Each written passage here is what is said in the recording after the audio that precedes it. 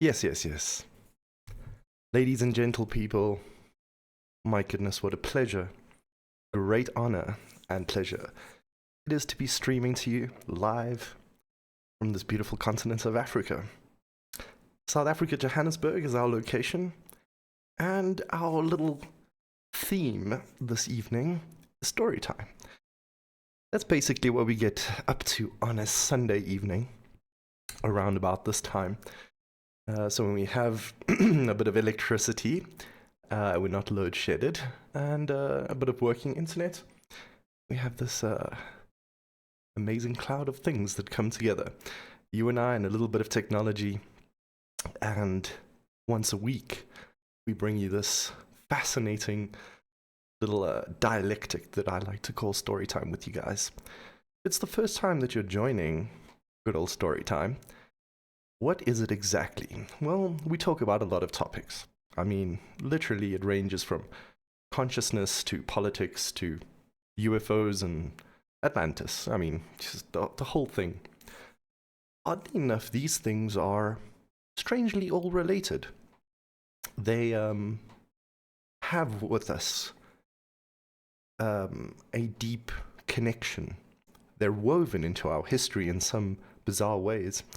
And speaking of history, that's basically what Storytime focuses on, because when you take the present and you take history, our historical context and journey as humans, and you kind of compress the two or put them under the microscope, then many mysterious things begin to jump out. And we don't often have enough time during our days, during our weeks and endeavors, trying to get ahead in life and make things happen. We don't often have the opportunity to summarize the information and connect with people that are just normal. I'm just some dude on the internet trying to have a conversation with the rest of the world. And we don't often have these sincere interactions, and that's where I come in. And so it's my pleasure to be hosting Storytime 20 for you guys. Can you believe we're already on episode 20? It's amazing. And this evening we're going to be talking about the recent UAP Senate hearing. And I've titled this Storytime 20 as the UAP Circus and the Disclosure Zoo, because there's quite a few things we need to sort of unpack here. It's not all as it seems. And for those of you that have been following Storytime, perhaps you might already have some inkling of what I'm going to say. And I promise you, it's not going to be the same thing as what you're reading in the media or on the social medias. I mean, I've discovered this thing called UFO Twitter, and it's interesting. Not exact. Well, I guess Twitter doesn't exist anymore. It's now the X app, as Elon likes to call it. And we've spoken about the X symbolism. And if you want to go deeper into that, I highly recommend you check out the dark journalist, Daniel Lists. He's got a whole deep dive into the X steganography. But as I was just saying, the message I bring you is just a sincere one from one human to another. I'm not monetized. I'm not sponsored. And I like it that way. Just the ancient Greeks had this great concept of dialectical exchange, where basically to really know a thing, you have to share it with the people around you.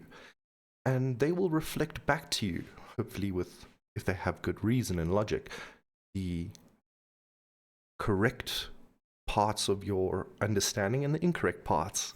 And so, anyways, this is what I sort of bring to you, and we're going to have a look at some of the hearing things that have come out recently. We'll look at some of the actors involved in the UAP hearings, and I will definitely be giving you some of my thoughts, because that's pretty much a commentary that is necessary, because as I said, it's going to be a different message from what you're hearing in social media, not just what I'm UFO Twitter and all these other places. We need to try and have a very clear narrative in some way. I'm not going to say mine is the ultimate or the most correct, but the skepticism that I hope to bring and that we keep with us. I mean, although we talk about really far out things in Storytime, it's always grounded in some kind of openness. That's why I call it story time and not documentary time. I'm not here to convince you, but I am here to point out interesting blips of information, right? And the links between them, and then make of that what you will. And I'm willing to sort of throw my little 2 cents in here because this is quite a historical situation, let's just say. So, as I mentioned, StoryTime 20 is about to kick off, so make sure you got yourself a warm beverage. If you're actually, you guys are mostly all in the northern hemisphere where it's warm, and I see you all in shorts and t-shirts. Down here it's cold. I've got 2 jerseys on. Yeah. Well, you can't see the second one, I guess. There it is. Yeah. It's the wind. But otherwise, it's beautiful sunny days out here. Good old South Africa. Anywho, in Storytime 20, we're not only going to, as I said, look at the actors and the whole who, why, when, and what of the whole situation. We're really needing to pay attention to the big picture as we go through this.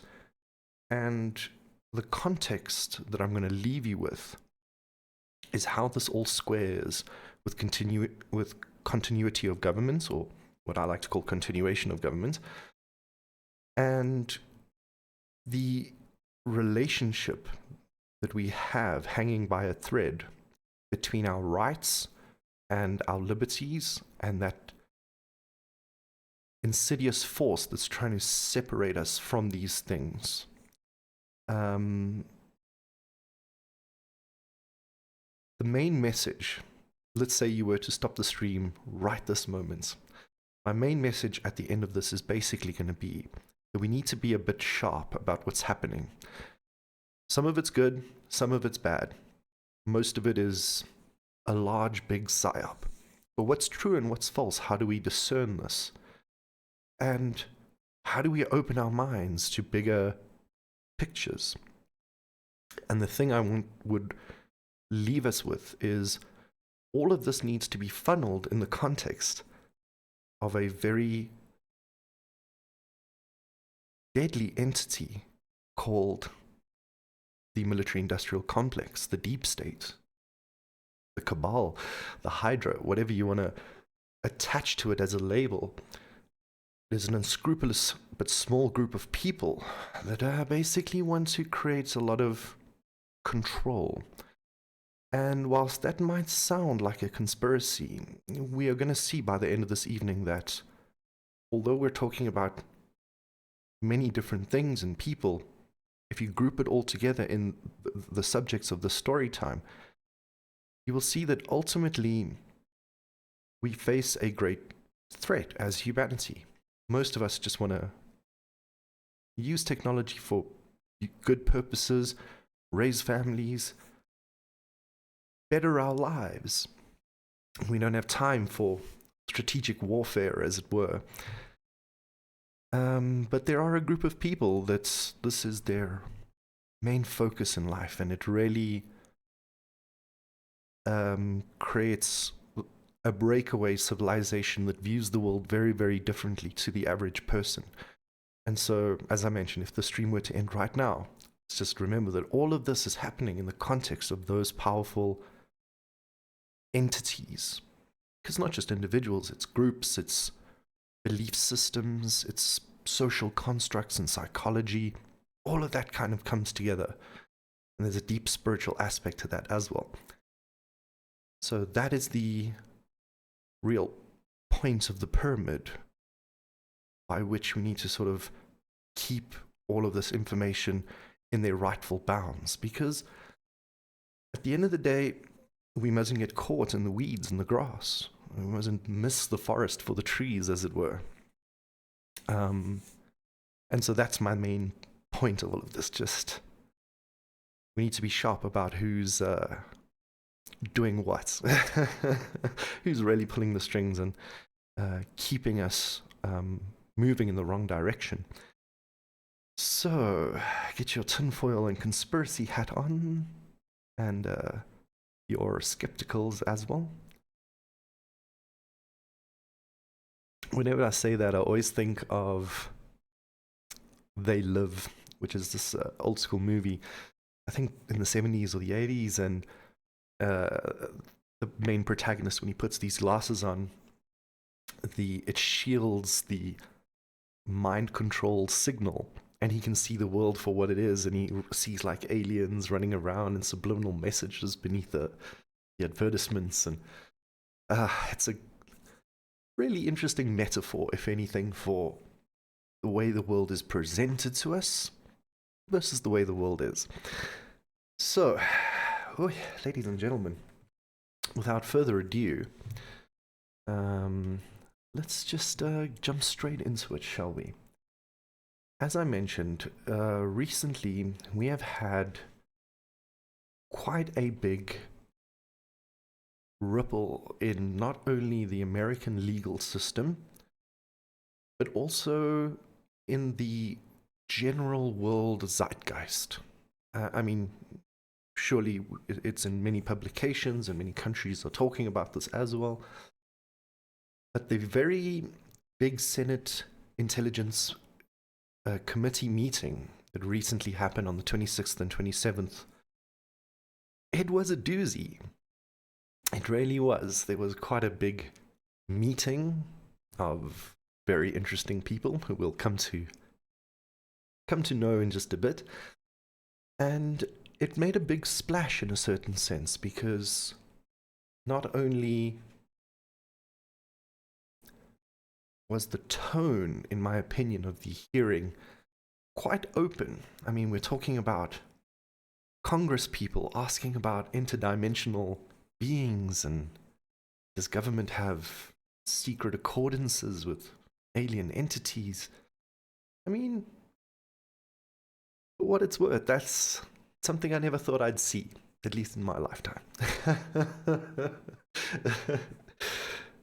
So it was a doozy, but it was interesting to see a little bit of the stigma lifted, and a lot of Congress people wanting to get in on the action. We'll even see a good old AOC. She had quite a bit to say about this whole thing. So, as I mentioned, this 118th congressional hearing has amounted in an amendment. It's Amendment 797. And this, as we mentioned in previous story time, this we were almost certain was going to pass as law. And it has. Well, it hasn't passed as law, really. It's an amendment to a law, to be a bit more specific. And although we rushed through it, let's unpack it a bit so that we can see what all the fuss is about. Because one thing about, what we said in previous story time about disclosure is that whilst a lot of people just want, the government to kind of slap a dead alien on the table and, basically show up in a UFO and put a dead alien on the table. Or alive. I mean, hopefully, goodness gracious. Hopefully, as I've always said, we need to treat all living things with respect. But I guess that's that's in the mind of people, like disclosure. And I hear that. I really do. Although I'm a bit more of a realist in a certain sense. I mean, I'm with the sentiment of the people in that, if there's disclosure, let's have it. Let's really, take us on a tour of the bases. Let us see everything, photos, evidence. But I also, have a political training, and I know how the world works. And so I also understand that that's not easy to do, especially for these people involved in the mechanisms of government. And the military in a certain sense, because there is a level of classification and national secrecy.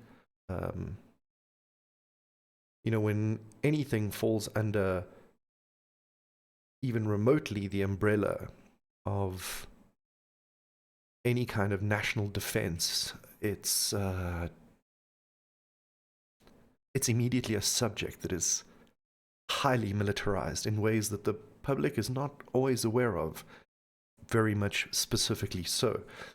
You keep it from your enemies, and so well that even the public is not aware of classified and secret programs and projects and information.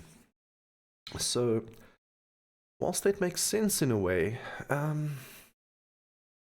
you will see that one of the themes here is that the technologies should, and at least some of the information that are not damaging the classified operations, the legal ones at least, that information should be made available to the public, because these energy platforms could completely relieve us of our need and warring desire for things like oil and nuclear technologies and really destructive things that harm our planet as we extract resources for them.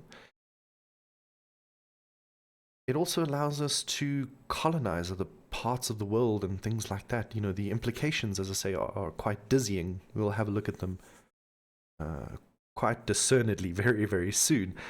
But the whole point of this is that these congressional hearings, as I said, made quite a big splash because they're changing law. And the concept of disclosure is on the table because, although, as I said, they didn't show up in a UFO and bring an alien with them, this is the slow mechanization of the at least elected part of the government trying to get a grip again on the whole project system. Now, that's what it looks like, to me at least. And take of that what you will, because unfortunately, some of the people involved are interesting, to say the least. A few of them are extremely credible and very simple, just, Air Force pilots, and, we hold nothing against them. But others have financial interests, and others have lied to Congress, and others have strayed from their very rigorous journalistic integrity that they've had for many, many years.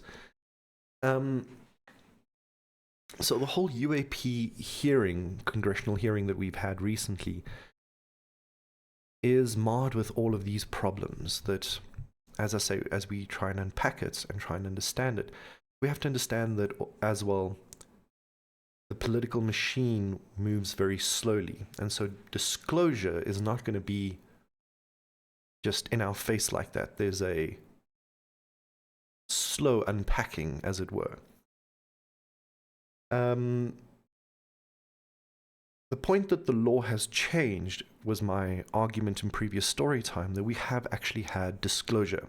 There is now on the books requests to not only archive the information in a certain way, but disclose the information in a certain way, and also rearrange the whole Department of Defense to authorize funding and oversight and all the more correct political mechanisms that give this a bit more grounding in the elected officials' domain.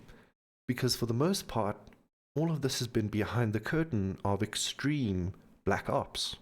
So how do we make sense of all of this? Are the witnesses to be trusted? Is the way it's being presented to us to be believed? We're going to have a very careful look. So that's going to be the first half of this episode of StoryTime 20. In the second half, we're going to just, again,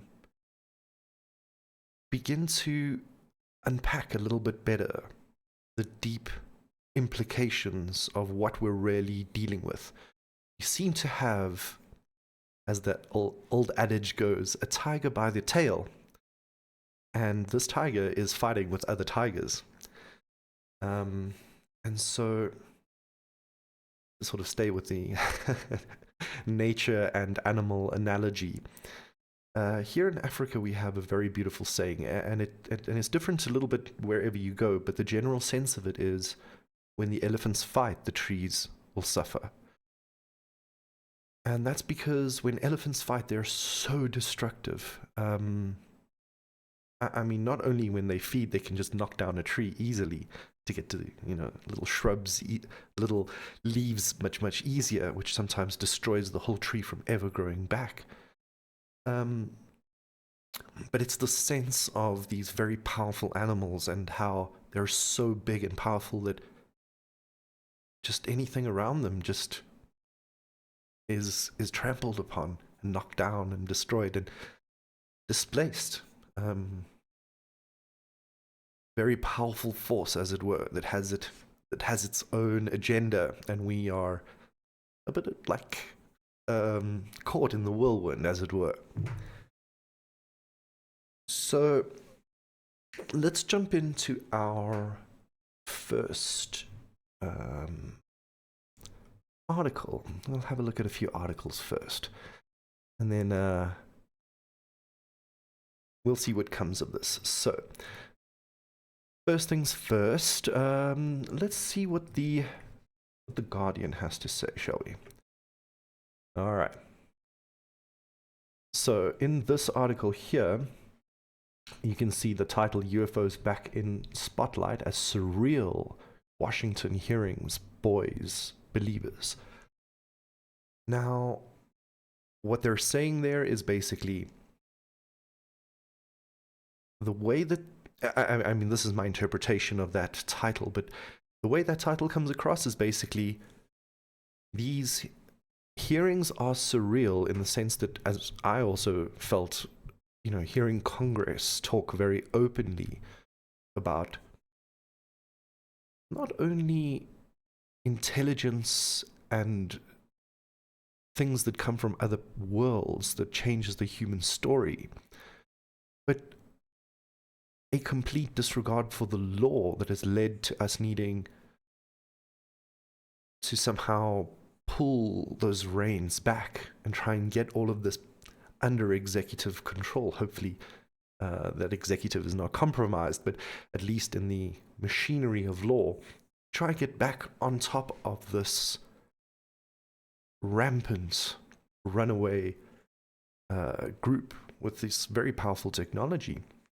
I also found it very interesting that they use the picture here of Rachel, Nevada, which is obviously one of the closest places you can get to Area 51 and the site of one of the downed craft, the Roswell incident. There was more than one, apparently, that we're hearing about. But, more than one craft that crashed around in those years, 1943, 48, 45. So, that's where it kind of all began for us, because everything prior to this is... We didn't have the language for it. This would be out of our consciousness in a certain sense. It was only in the 1940s and maybe a little bit before that we start really, as the public, getting an idea of saucer-shaped craft and aliens from another world and abductions and technologies beyond our imagination, wildest dreams and things like that. So this is where the public literature and imagination begins to get ignited. And as I said, they've tried to bring us disclosure a few times. Sometimes it's been a bit more organic. Other times it's just been people straight out coming out like Philip J. Corso. He outranks Grusch. Let me bring him up on screen for you. what I'm trying to say is that there has been in the past many credible instances where credible witnesses and maybe not so much the evidence, but enough that leads come out of the disclosure that some of these people bring. And this is Philip James Corso, and this is his Wikipedia stating, he served in the United States Army from February 23, 1942, 1st of March, 1963. So from the 40s to the 60s, that's really the birth of the secret space program, the pinnacle of the CIA operations, in the 60s with the assassination of foreign and domestic leaders. My opinion, at least. Moving forward, it says here that Corso published a book called The Day After Roswell in 1997 about his alleged involvement in the research of extraterrestrial technology recovered from the 1947 Roswell incident. On July 1923, he was a guest on the popular late-night show Coast to Coast with Art Bell, where he spoke live about his Roswell story. Corso died of a heart attack less than a year later. Now, obviously, in 1997, he was quite advanced in his age, but at least we got his story very late in his life, and it makes sense, if, like Wernher von Braun, telling us about the threat of the military-industrial complex using the alien threat as a theatrical bamboozling of the public to then grab emergency powers. We need to keep these stories in mind from these individuals. True or not, they serve as interesting debate material because there is a credible possibility there. And what I'm trying to just point out here with Philip J. Corso is that he came forward when he wrote his book, and again in 1997, with his incredible story, and was, unfortunately died very shortly after, but the government didn't jump to congressional hearings to sit him down and hear what he had to say, and he outranked Grusch, so just keep that in mind. After joining the army in 1942, Corso served as army intelligence in Europe, becoming chief of the US Counterintelligence Corps in Rome. Now, a few bells ring there. Corso is not only involved in the deep intelligence, army intelligence, but he's also involved in the counterintelligence. So if anyone would know the difference between the truth and the lies, we would assume he would. Now, is he giving us the truth or is he giving us the lies? When a person is on their deathbed and they kind of go beyond the bounds of their security oath to bring forward their testimony, there is a little bit of credibility there for me. As I said, even with Wernher von Braun and the alien threats, what have they got to lose? Just at the end of their lives, just what they want to just confuse us or invent wild stories? Possibly. But as I say, as we dig into these subjects deeper, we found much more information. So there is a bit of weight to what they're saying. And so Philip Corso had this counterintelligence corps in Rome, and the other alarm bell, let's call it, that should ring there, is that we mentioned in previous story times that the deep state, as it were, in other words, the clandestine side of government and the CIA and other intelligence agencies, which let's call them just in general the military, the clandestine part of the military, had operations in Europe trying to create a state of tension. We talked about this with relation to Operation Gladio, which was terrorist attacks in Italy, trying to force the Italian government at the time, which had pro-communist grassroots political parties, that they didn't want to succeed, or they didn't want Italy to fall under the wing of the Soviets at the time, at the height of the Cold War. So they created this mass hysteria through fear and real kinetic evil force, to try and get Europe involved with NATO and, pacts of the West, the military pacts, that, as it were. So we only discovered this much, much later, and props to Kit Klartenberg, who disclosed that to us, and you can check out some of his reporting on the Grey Zone. Just jumping back to Corso, what I just wanted to mention is we've had previously in the past opportunities to bring congressional hearings, and we've also had congressional hearings, but now it seems that some green light has turned on. See the green light?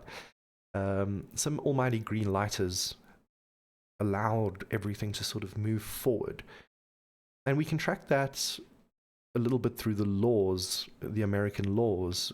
We see with the in 2018 and a little bit before that, Trump did some of the big work, and a little bit previously other parts of the American government to begin legislation and begin disclosure of some kind and get it all on the record and try and, as I said, legitimize it with things like a Space Force and RO and all these other things. Now, it hasn't been easy, and it's all marred in, again, secrecy, so who knows what's going on, truly speaking.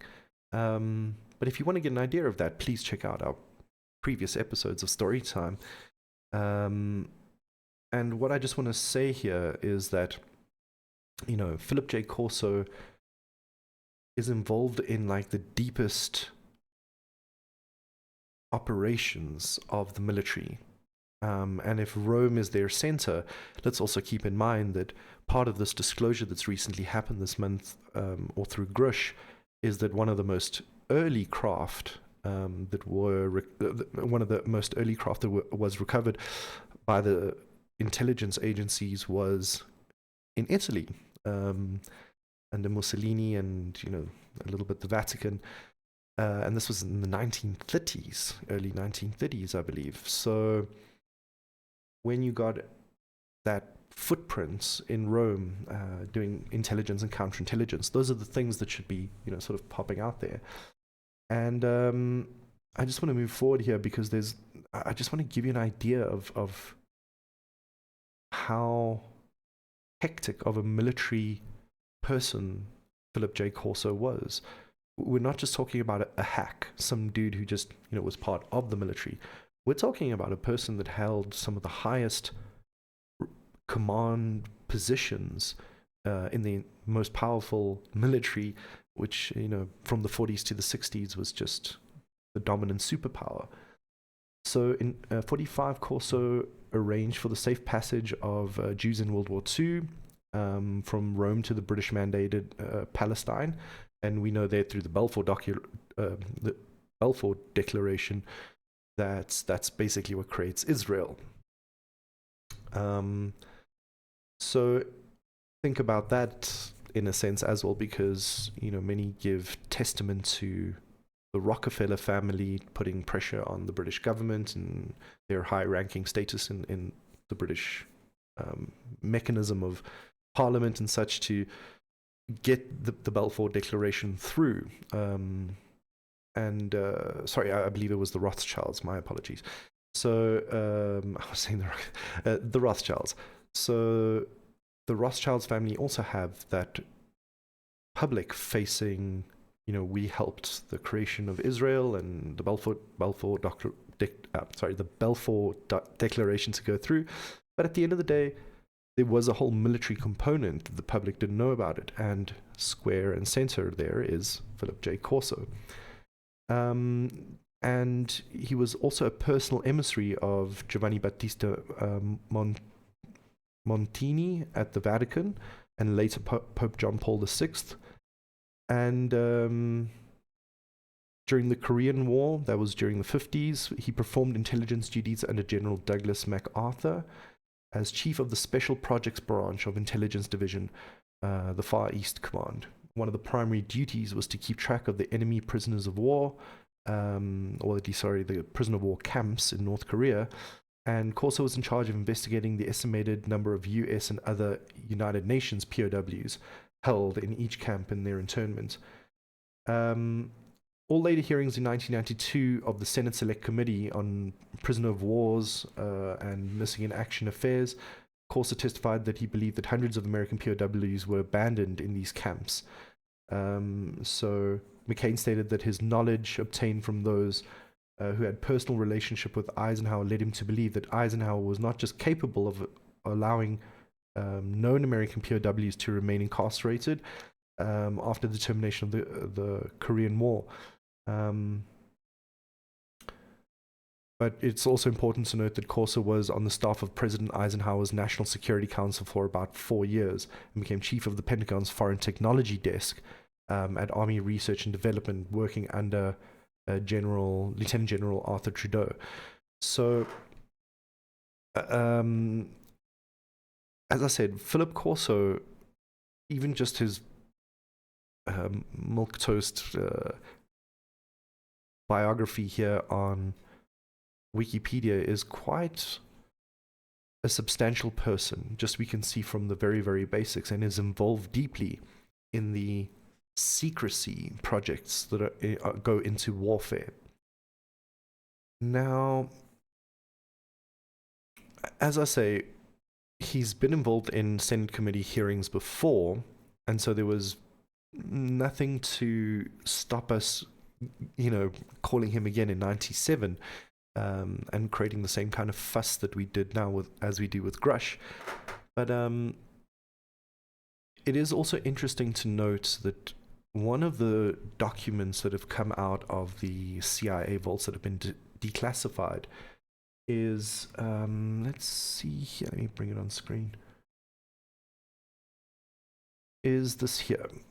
All right. So this is the Central Intelligence Agency. It's a memorandum to the Director of Psychological Strategy, and it's the subject of flying saucers. Now, what this document basically talks about, it's quite long. I'm not going to go through the whole thing. It's not super long. It's only 20-something pages, but it's quite dense reading. But the thrust of what I just want to point out with this document that comes straight from the archives of the CIA through Freedom of Information is that they realized from the early days that even if the UFO phenomena was real or not, there was a psychological warfare paradigm that could have been exploited here. The whole concept of UFOs and UAPs and the effect that subject has on the public was very interesting to the military and the intelligence services. And this basically says, we should lean into it in a certain sense. It doesn't say that aliens exist or anything like that, but that's just keeping in mind people like Philip J. Corso and their intelligence directives and their operations. This is the kind of stuff that he would definitely have been involved in. And this, I believe, was during the 50s. I'll check now. We'll see some dates. So let's just have a quick read here. And this is then the then director of the Central Intelligence Agency, writing to the Director of Psychological Strategy. I am today transmitting to the National Security Council a proposal in which it is concluded that the problems connected with unidentified flying objects appear to have implications for psychological warfare, as well as for intelligence and operations. The background for this view is presented in some detail. I suggest that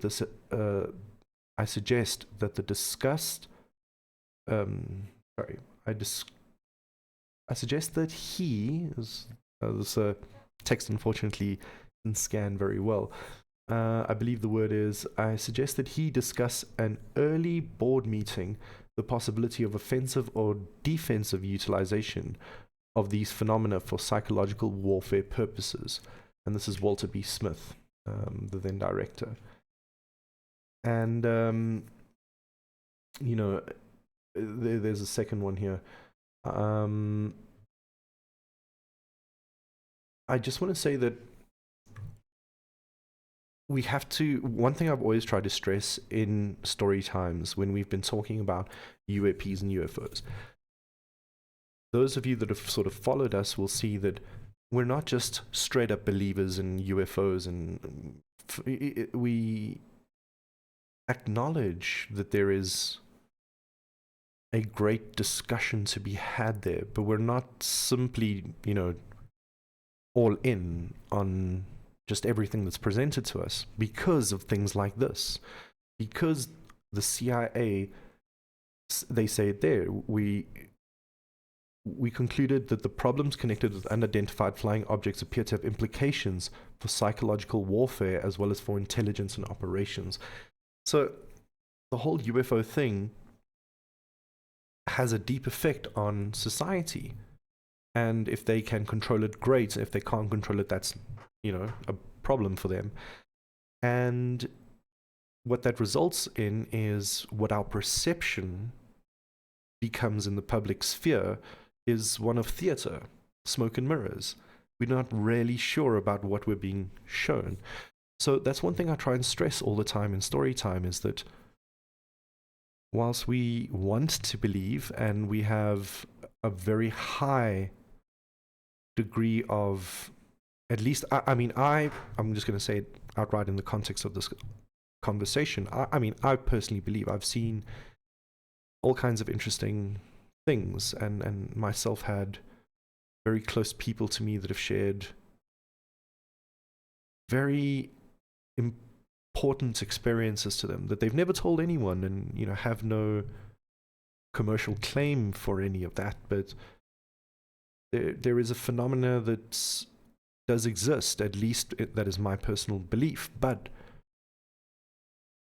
I'm not just going to take hook, line, and sinker exactly what the government tells me it is called and what it is and how it acts upon me and how I must believe about it. To each their own experience in life is their own.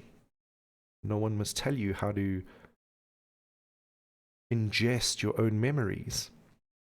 And so what I'm trying to say here is that although I personally believe there is something really real going on here, I'm not going to just say, oh, yes, it's this, and this is what the government says I must, understand about it. I'll take it with a pinch of salt, and the skepticism must be followed by some kind of logic. And that's why I feel with many fail. So although we'll have fun with this and we'll talk about UFOs and UAPs and consciousness and remote viewing and all these wonderful, crazy subjects, we try to stay grounded. We're also trying to learn at the same time. I'm not just here to splurge conspiracy theory. It's a discussion. We're trying to get to the bottom of this deep mystery. So, as I mentioned, this is quite a deep document, and it talks about Ruppelt and many others that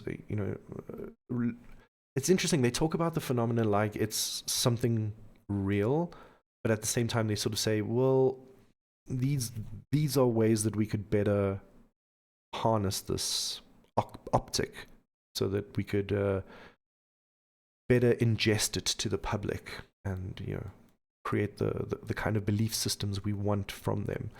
So it's a very interesting document. I do highly recommend that you take some time to read about it. Now, as I said, whether it's Philip J. Corso or whether it's good old David Grusch, let's actually pull up a picture of David Grusch, shall we? Here we go. This is Time. the US publication, the UFO congressional hearing was insulting to a top Pentagon official. This is a very recent article, obviously.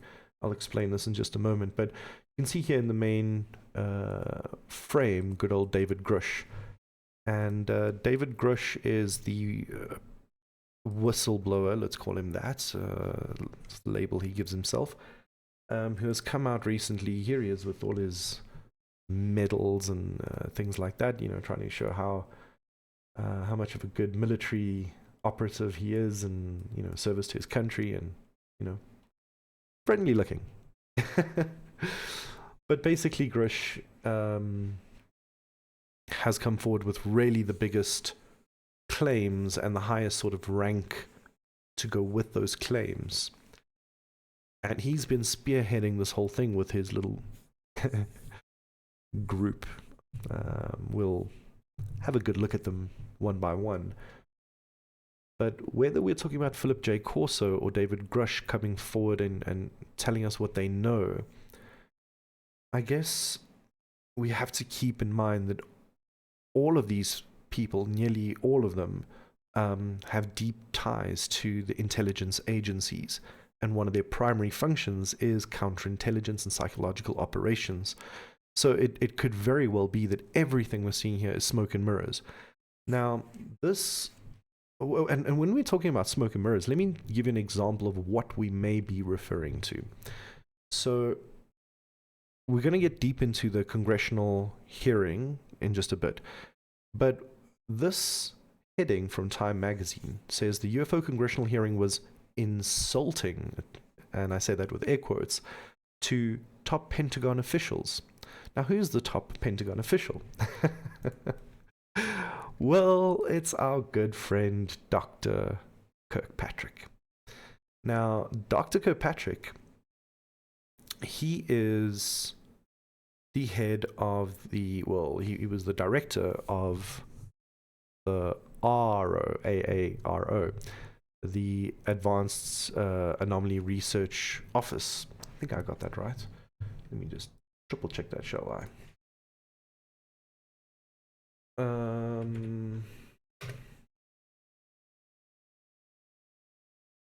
All Domain, my apologies. All Domain Anomaly Research Office.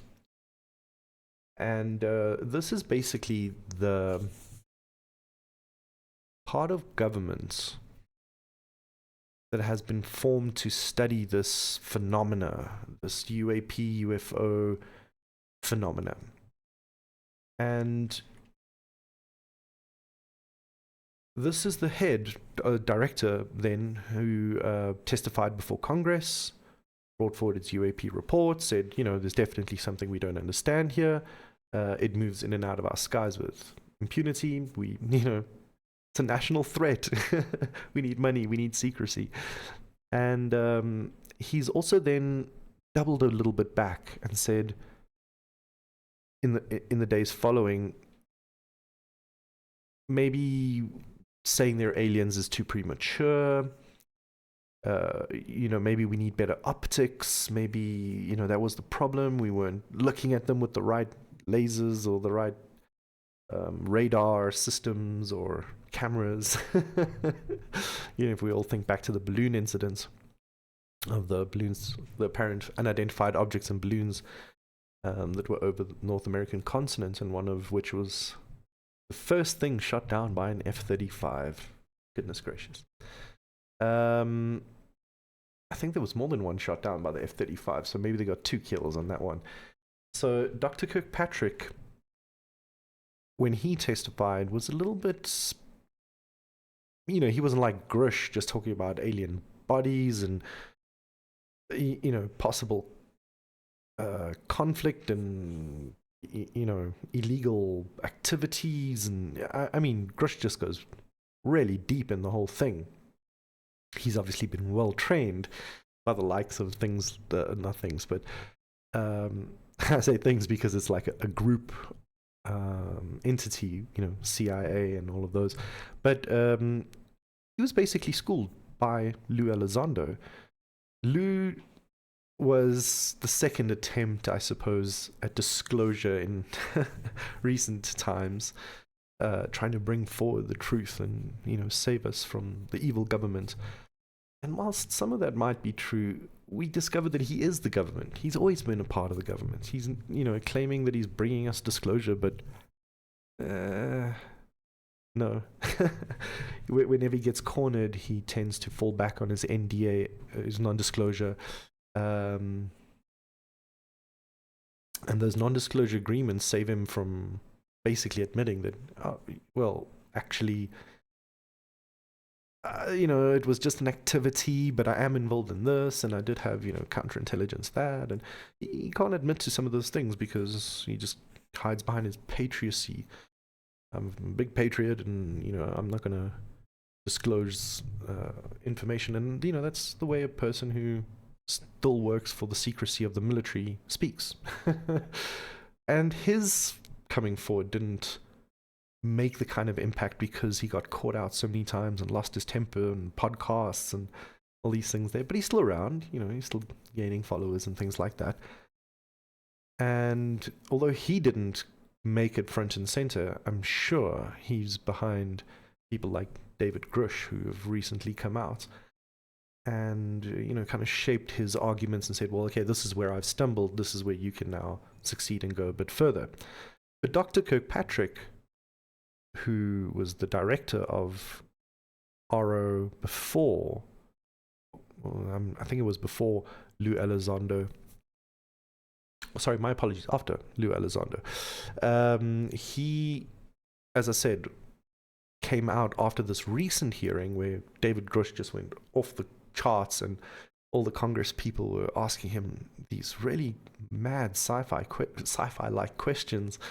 In the days following that, Kirkpatrick was like snotty about it. He basically said, I don't know what you guys are talking about, and there's no evidence, and, we're the government, we're the officials supposed to study this phenomena group, and you're all smoking crack, basically. Didn't say that in as many words, but this is actually what he said. Let's bring it up here and read a little bit of it for you. So he basically goes forward to say, the below are my personal observations and opinions which do not necessarily represent the DoD or IC positions. That's IC's the intelligence community. The intelligence people love to use acronyms. Like, notice recently the NHIs, non-human intelligences, the UAPs, the recovery and interrogation divisions, the raids, they love acronyms. They absolutely love to repackage the whole UFO flying saucer thing to these UAP, AATF, AARO. It's a big alphabet soup. And they kind of keep it a little bit that way, not only because they like it, but it creates the right obfuscation in a certain sense. It's not easy for the public to follow. It's kind of like a babushka doll. Those dolls where as you take one out, then there's another, and then there's another, and then there's another, and it just like infinitely regresses on itself. This is the problem with these things, is that one umbrella organization is partly overlapping another one, which is partly sponsored by another and partly by another, and some we know, some we don't. I mean, the National Reconnaissance Agency, the NRO, we only discovered that thing existed like 20-something years after its inception. There could be complete wings of the government operation that we have no idea of. Well, at least that was one of the things we discovered, for example, with RO. Under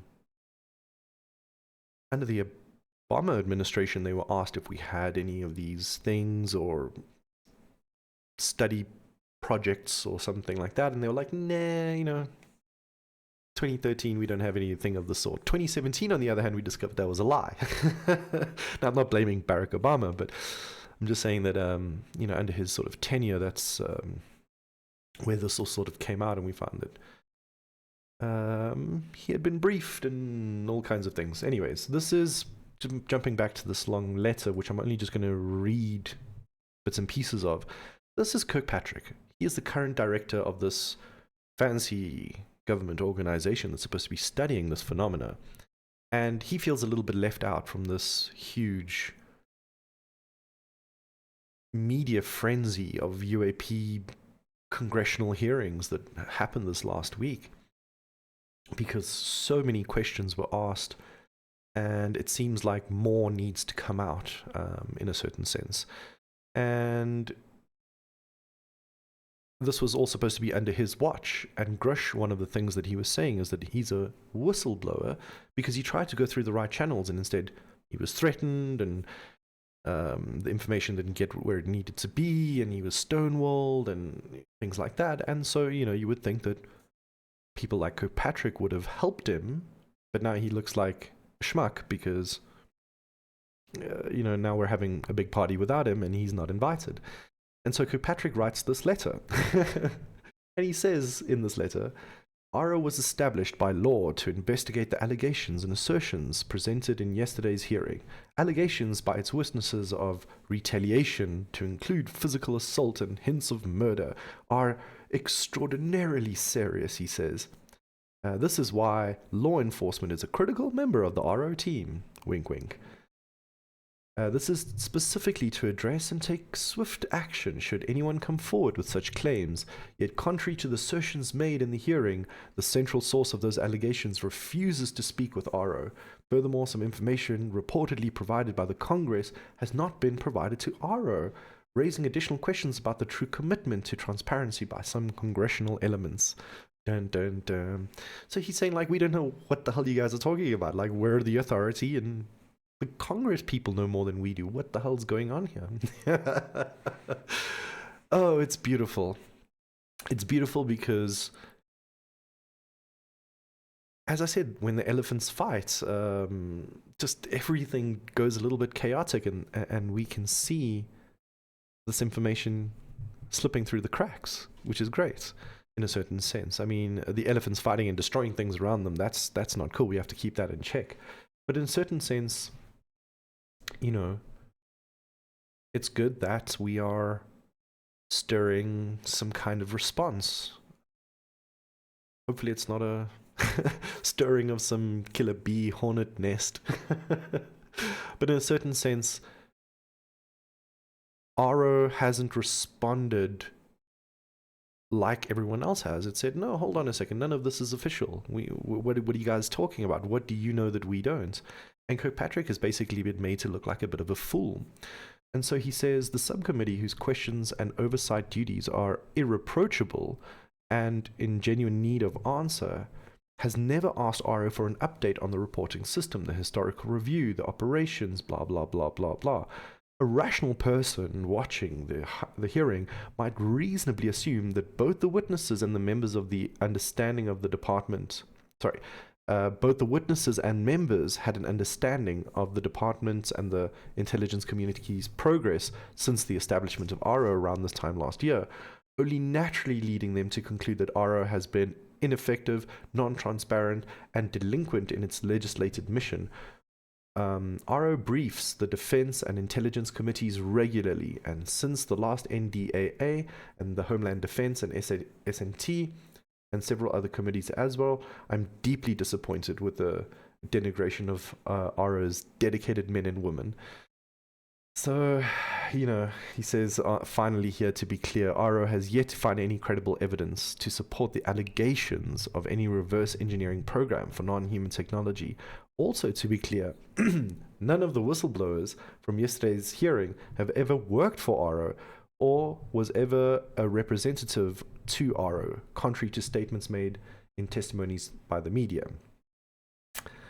Dun, dun, dun, someone's not telling the truth, and so there's this big standoff. Yeah, basically, there's infighting in the government and the intelligence community about what's going on here, and ARO feels a little bit left out. Now, if you're taking a look at it from Grusch's side and Lou Elizondo's side and the PSYOP side, they're basically like, we're the government, and then the government betrayed us in a certain sense, and so we're coming out with this information because the public needs to know. Okay, that's on their side. And then on the other side, you've got another arm of the government that's like, oh, well, these studies are all what we know publicly and we were set up by law.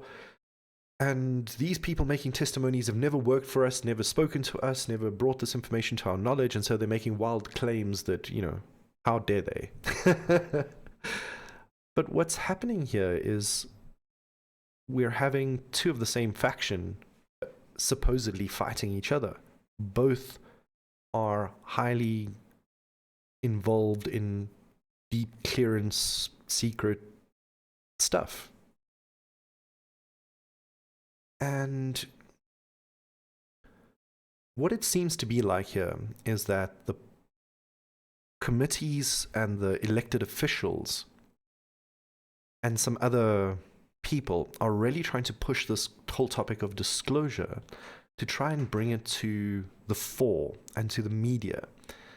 And I say to the media because there is this financial component to this. That's why you're seeing people like Corbell and Knapp up in that business, That's why when we looked at To the Stars Academy, we could just see it was completely swamped with CIA people and marketing people. So there's this repackaging of UFO stuff into UAP stuff, and then that disclosure coming to the public with these wild card people who have bypassed RO saying that, oh, we were whistleblowers and then, they oppressed us and we were threatened. And so, that's why we kind of just went around them, and here we are in Congress giving our testimony. Now, whilst that's what it looks like, there must be a grain of truth to some of this, because you cannot lie under oath. I mean, you can at your own peril, but in a congressional hearing, it is a federal crime to lie to Congress. Now, you don't always end up in jail. We'll see one of the group of merry men there was a person that lied to Congress, and there he is again, involved with Corbell and Grusch and all of these people coming forward with this disclosure thing. So it's muddy. The waters there are not clear. We need to be careful because these are the groups of people that have been deeply involved in the military and counterintelligence and psyops and stuff like that. But as I say, they're coming forward and they're going under oath. And obviously a lot of the stuff is not available to the public. They view that through a secured, compartmentalized information sharing thing called a SCIF. And so there's things there that we're maybe not aware of. But at the same time, the optics are not... they're not as forthright as I thought they would be. I mean, people like Fravor and Greaves, who are military people, pilots who saw what they saw and made the reports that are corroborated. I believe them. I don't think they're there for some kind of fame and all of that. But the others and the whole operation itself, it's tricky. But they are giving testimony, which is a punishable offense under federal law. So they wouldn't put themselves under the line of fire if there wasn't some truth to the claims that they're making. So although there's this infighting, between Kirkpatrick and Grusch on the one hand, and Kirkpatrick on the other, it's interesting to kind of see what sparks come out of this whole conflict, because even if 99% of it is false, 1% of it is going to be super interesting.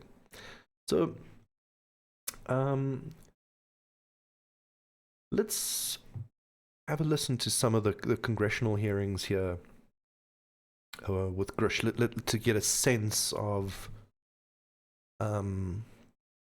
what the hearings hold. So, we bring that up on screen and make sure that you can hear it. Alrighty.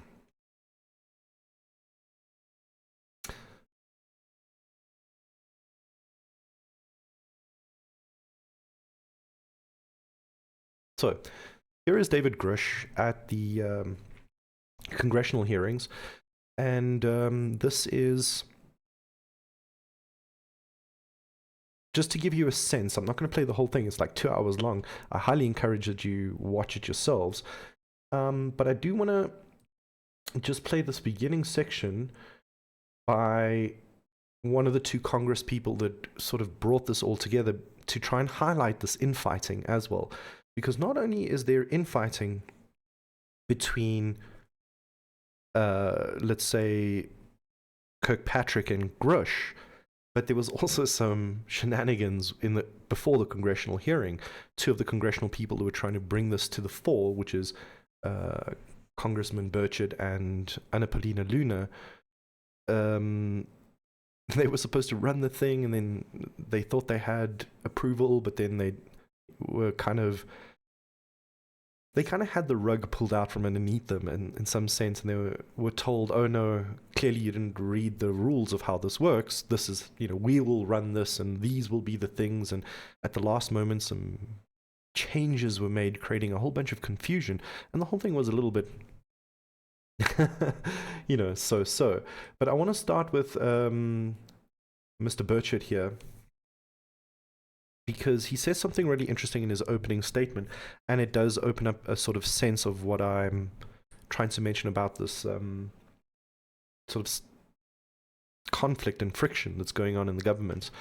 So let's have a listen here. Your testimony. Now I'm going to turn it over for 2.5 or 3 minutes to Representative Burchett from Tennessee. Thank you, Mr. Chairman. Thank you all for being here. I want to thank everybody for making this happen today. And I want to remind everybody this is a nonpartisan issue. This has nothing to do with party politics. I think the cover-up goes a lot deeper than that. I also want to thank my colleagues, Representative Annapolina Luna, sitting beside me here, Jared Moskowitz, my friend across the aisle, has an incredible mind, and I'm anxious to hear his questions. My buddy Eric Burleson, and it's not in my notes here, but Matt Gates. If it hadn't been for Matt Gates, myself, him, and Luna would still be down at Eglin Air Force Base trying to get some answers. He's got an incredible legal mind. Also, I know I saw it in the crowd there, George Knapp, my buddy Jeremy Corbell. They're not witnesses, but they've provided some statements on this subject, and I seek unanimous consent to enter those statements into the record, Mr. Chairman. Without objection. And I just want to say here that you can actually download those statements by Corbell and George Knapp. And if you don't know who these two people are, basically George Knapp is a long-standing journalist and reporter, and he got involved in the UFO field early on, and he was famous for bringing forward people like Bob Lazar and many other people and topics. So his credibility is quite deep in the UFO community. But in my opinion, as he continues to associate himself with this group of clowns, in my opinion, not Burchett and Luna that's on screen, but I mean people like Corbell and Elizondo and, the whole CIA UAP people, many have begun to question a little bit of his credibility. And I can sort of understand from his point of view, having followed him for many years, that, he's basically been in it for, 50, 60 years. And finally, now that the military people and the intelligence people and the government people are beginning to bring it forward, he's riding that wave, and hopefully it'll bring him home. But he's riding the wave with the very sharks that have, gulped up everyone swimming in the waters. It's it's tricky to know, was he helping them or is he being used as a bit of a patsy? But basically the company he's keeping is tricky, This is this is George Knapp's statement that they entered to the record. And you can get a sense of that, like, I've been doing this for so long, and I now want to bring this forward. These are some great people and they got good credentials, and finally maybe I can put a final nail in the coffin of this subject and end off my career on a high note. And he ends off here saying, "It's my honor to bring this information forward to the Congress and to clarify some of the misinformation that has been widely circulated. After the ORSAP ended and ATIP was created from its ashes, Lou Elizondo was able to keep the investigation going for a few years until his frustration with the lack of interest on the part of the DoD higher-ups. It became too much to bear." His exposure of the existence of ATIP was a major factor to the eventual creation of the UAP task force and RO. The world still has very limited understanding of the important work done for the DIA and ORSAP. The public has seen very little of the excellent work done by the Bigelow team. Dun, dun, dun. So, hopefully Congress can start asking questions about these and other investigations undertaken by these perplexing issues, but we have a right to know, says George Knapp. Okay. So that's the George Knapp that Senator Burchett was talking about. And the other person he's mentioning there is Corbell. And Corbell, he's a film guy, he does documentaries, and what I don't like about Corbell is that, again, it smacks of some kind of media publication marketing thing. I mean, he's had some really good documentaries. I don't want to knock them or anything like that. Some of it, he's like, "Oh, look at this information. We spent months, studying this video, and we think it's real." And then, as he, put it forward, it got debunked in like 20 seconds. So, he's not the most credible of people in that sense. And at least he has, he does seem like a good sort, but he's just running, again, with the wrong crew, and he's pushing their narrative, and he's making money from it, and there's this whole conflict of interest when you're trying to bring UFO disclosure, but all these videos that you're bringing forward have, your little label at the bottom, and you're trying to copyright everything. That doesn't sound like disclosure to me. And some of the things he's copywriting, like the gimbal and the go fast and whatever, I mean, we've seen those on the videos since the inception of like YouTube, like the 2010s and whatever. So he can't come to us now and be like, "Oh, look, it's all mine. If you use this, I get money." Yeah.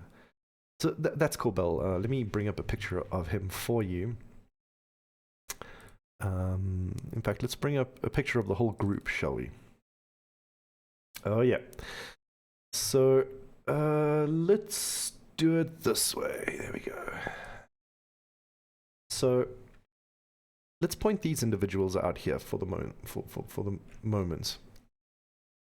And Exhibit A, make it green or yellow. Here we go. So, this is George Knapp. Good old George Knapp. Okay. So he was the reporter that brought out Bob Lazar and many other fantastic reports on UAPs, and back then it was called UFOs. But lately he's kind of a little bit off the ball. And here is a person who doesn't know how to wear a suit at a very prestigious hearing. He's like Zelensky that way. The filmmaker Corbell, and he also made a statement. I'm not even going to get into it. And there's financial interests and career interests involved in all of this. So whilst we're happy that all of this is happening, again, I just want you to know who's bringing this forward. So let's keep them on screen for now. Let's bring Mr. Burchett back on screen for now. Also would like to enter in, I understand now that this is unclassified and it's public record, but as we all know, that's sometimes difficult for the public to get a hold of. A report, Defense Intelligence reference documents, advanced space propulsion based on vacuum, space-time metric engineering, some light reading for some of our members. Without objection. Thank you. Mr. Knapp wrote, since 1969, the position of our military has been that UFOs pose no threat to national security and are not worthy of further study. I'd say that's the biggest understatement of the decade. He also goes on to talk about the dismissive attitude. It's at odds with what was revealed in documents, reports, and internal memos. And Mr. Cabral says, as he writes these words, the UFO is emerging as a major topic of global importance. Note there that he says a topic of global importance. Because as this, although we're saying, it's just the Americans and their media going nuts, one of the reasons that I think this isn't such a psyop is, again, because these people are testifying under law. And not only, under threat of punishment from the law, but not only that, it's creating complex ripples in their relationships with other governments and other militaries. So it's a big deal in that sense as well. I can state that as a fact. Out there, I met a fellow who came in here all the way from Denmark to be here for this meeting. So this is huge. This is worldwide. I think we suspect what's going on, but I'd also like to thank the members of Congress who have supported our efforts to make this hearing happen. Some have even confided to me that they've had UFO sightings of their own.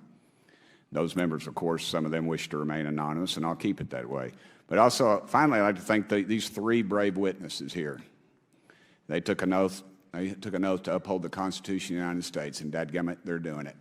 And we owe them a debt of gratitude.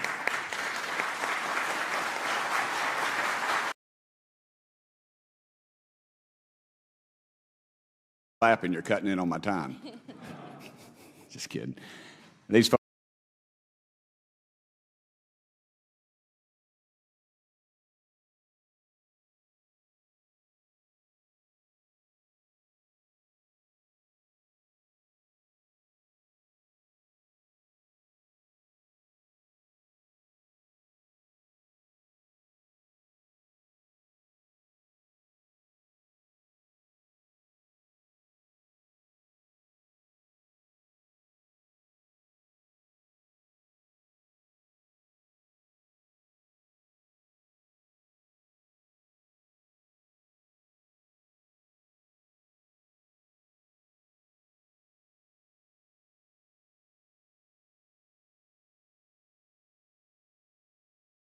Sorry, my apologies, I was muted there. I was just saying that this congressman is obviously one of the most tinfoil hatty out of all of them.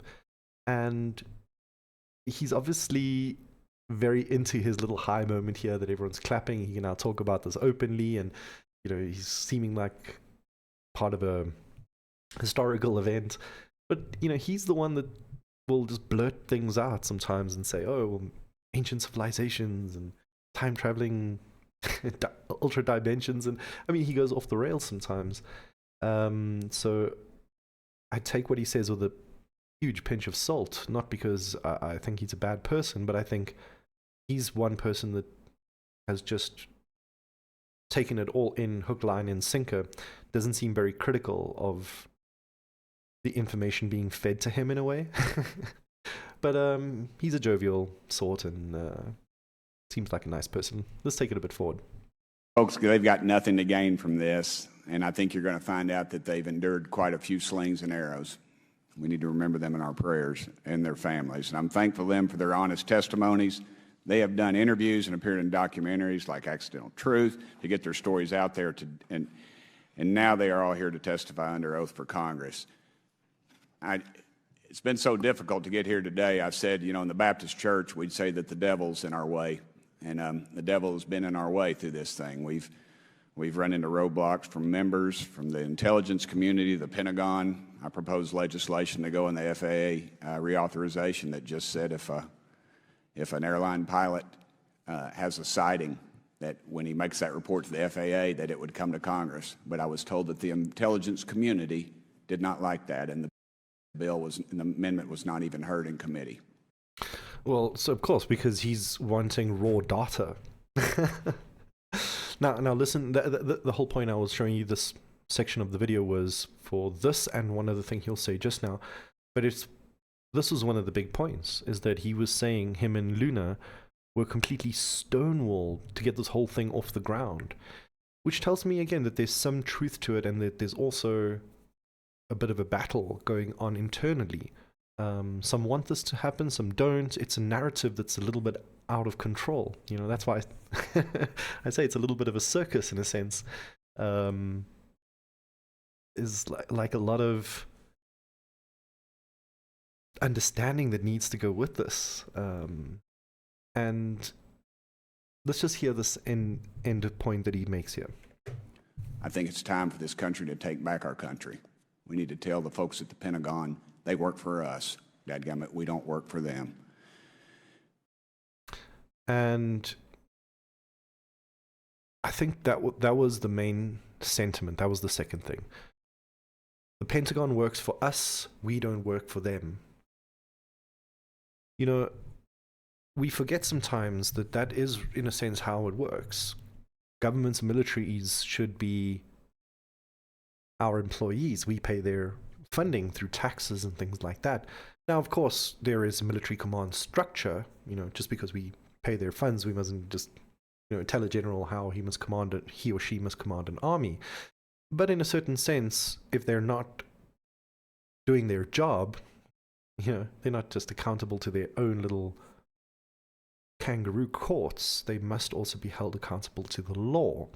And so what he says there is, we're taking back our country. And whilst that sounds a little bit QAnon, MAGA, I don't know, nationalistic in a certain sense, I don't think that's the case. I do honestly believe that part of that infighting is, you know, why did RO say, hey, these people didn't come to us and give us their information and go through our channels? And because we'll see shortly that RO has been quite ineffective for a very long time, and they only came as a result of begrudgingly being discovered, or at least its predecessing projects were kind of put into the spotlight, and then, you know, they tried to shape it up a little bit more. But it's not flying with a lot of members of Congress, and so some of the elected officials are just like, well, what, you know, what's going on here? You know, and whilst we can, let's try and get to the bottom of this. And it's very interesting, the kind of sparks, as I say, that are coming out of this clash of titans. So we'll look a little bit more at that congressional hearing just now, but I wanted to give you a sense of what they're thinking about here. That they're trying to pass laws to bring disclosure to the public, and while some congressional people are buying it, remember they're getting it from people like Corbell and Knapp, and let's have a look. Let's have a look who else is in this good old picture, shall we? So, this person over here, yeah, this one here, that is good old James Clapper. Okay, now, if you don't know who James Clapper is, let's pull him up on screen here. You know, this was the disgraced former Lieutenant General a former Lieutenant General in the United States Air Force and Director of the National Intelligence section of the government. He's had many positions throughout his career, and all of it has been deep in the intelligence agency, basically, in the intelligence community, as they call it. And he lied under oath. He literally told Congress that, no, we're not sweeping up sensitive information from people who are just civilians and have done nothing wrong and are not under investigation. And we found out that was a lie through people like Snowden and, you know, others. And I just want to bring up some of this here. He was a retired lieutenant general, disgraced retired, I should say. First director of defense intelligence within the office of the director of national intelligence. Remember the DNI when we watched that alien video in the last story time? That video had at the bottom DNI. Hold on, I think I can actually bring that up for you. And that's the department that we're talking about here. So shady folk, as you can see there at the bottom left there, the DNI. So he was also simultaneously the Undersecretary of Defense for National Intelligence, for Defense Intelligence, sorry. The Undersecretary of Defense for Intelligence. My apologies. He served as the Director of National Geospatial Intelligence Agency, the NGA, from September 2001 to 2006. Now remember, the NGA is something new to me. Like in the National Reconnaissance Office, we didn't know about it for like 25 years. These agencies have had functions that have existed and have had functions that we only now beginning to put all the pieces together. Because remember, the NGA is also where David Grusch cut his teeth, so that kind of explains why he would be at this hearing. On June 5th, 2010, President Barack Obama nominated Clapper to replace Blair as the United States Director of National Intelligence. Clapper was unanimously confirmed by the Senate for the position. Following the 2013 leak of documents detailing the NSA practice of collecting telephone metadata on millions of Americans, Clapper was accused of perjury for telling the Congressional Committee that the NSA does not collect any type of data on millions of Americans. One senator asked for his resignation, and a group of 26 senators complained about Clapper's response under questioning. In 2016, Clapper resigned as the Director of National Intelligence, effective at the end of the President Obama's term. Okay. He's now part of the DC-based think tank Center for a New American Security. So not for a New American Democracy, which is also Soros-funded think tank, NGO. It's kind of like a branch of the intelligence agencies that tries to be all like, oh, we're bringing democracy, and then overthrows governments. I mean, not them specifically, but they act as like one of the landing pads or channels, that one of the vectors of attack, as USAID and others parts of the civilian infrastructure gets used. So this is Clapper.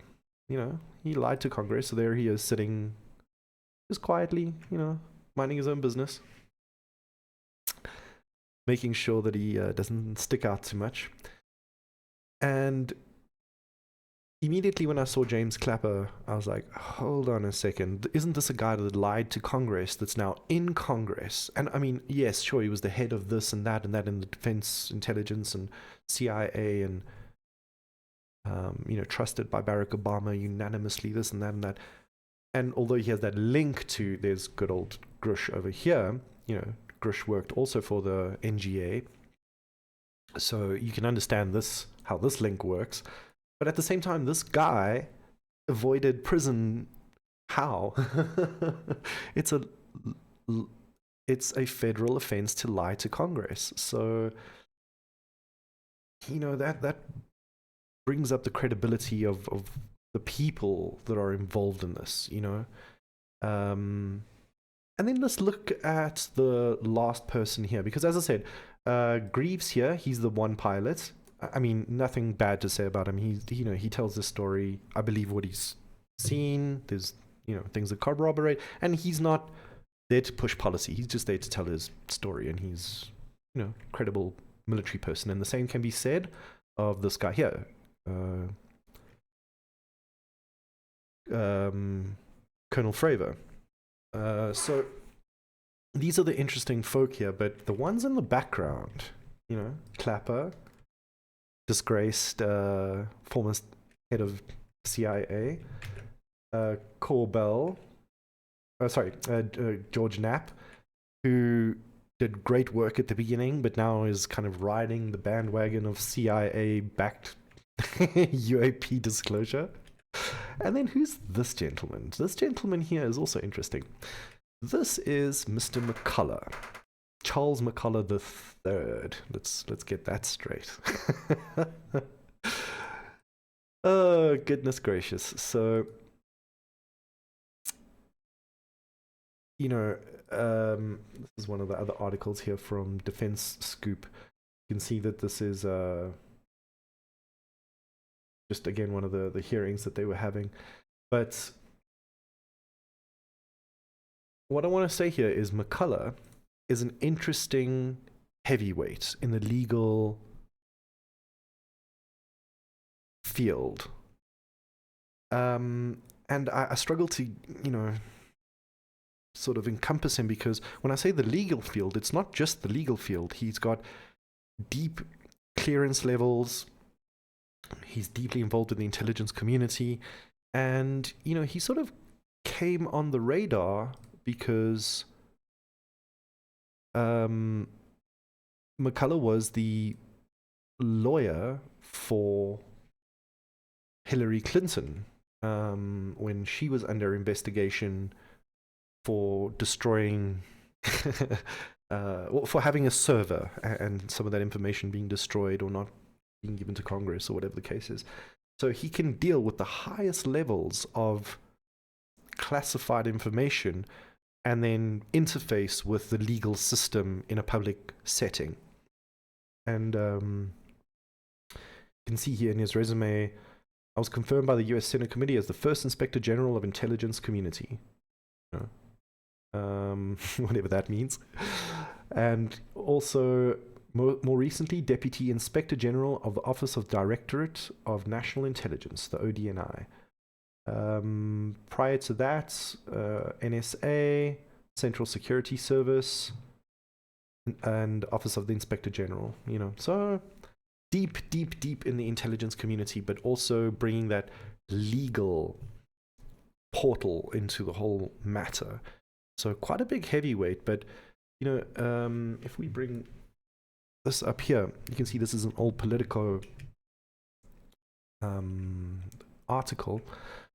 Clinton's server had classified material beyond top secret, and you can see in the Jan 14 correspondence, this was in 2016, Intelligence Community Inspector General I. Charles McCullough III told both the Senate Intelligence and Senate Foreign Relations Committees that intelligence agencies found messages relating to what is known as Special Access Programs, or SAPs, that even more restricted subcategory of sensitive compartmentalized information, that's SCI, which was top secret national security information, was derived from sensitive intelligence sources, and that was also found on the server. Special access programs, that means that the Hillary Clinton and Democratic side obviously are aware of deep programs, and they might be read into it. Not remember when we looked at the special access program, well, just basically the protocols for how things are classified and special access programs work. These protocols create the foundation for how committees are made and members are introduced and given clearance and those kinds of things. I think I might even have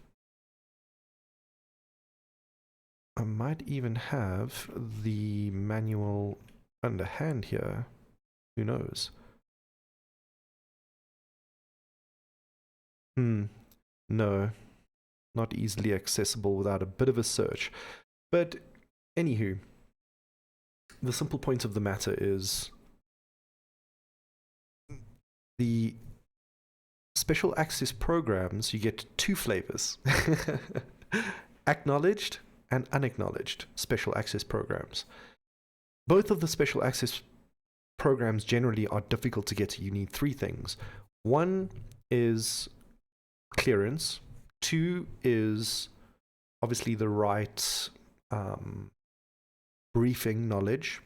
You can't just rock up there and be like, oh, that thing we are supposed to be studying.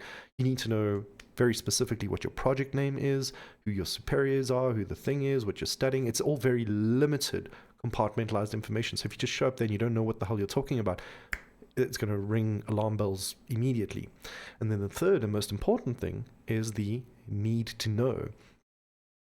We know through stories like those given to us through the Wilson memo and through testimony from Stephen Greer and other people in his camp, that not even the president or the head of the CIA, James Woolsey, could get access to some of these special access programs because he didn't have that last thing, the need to know.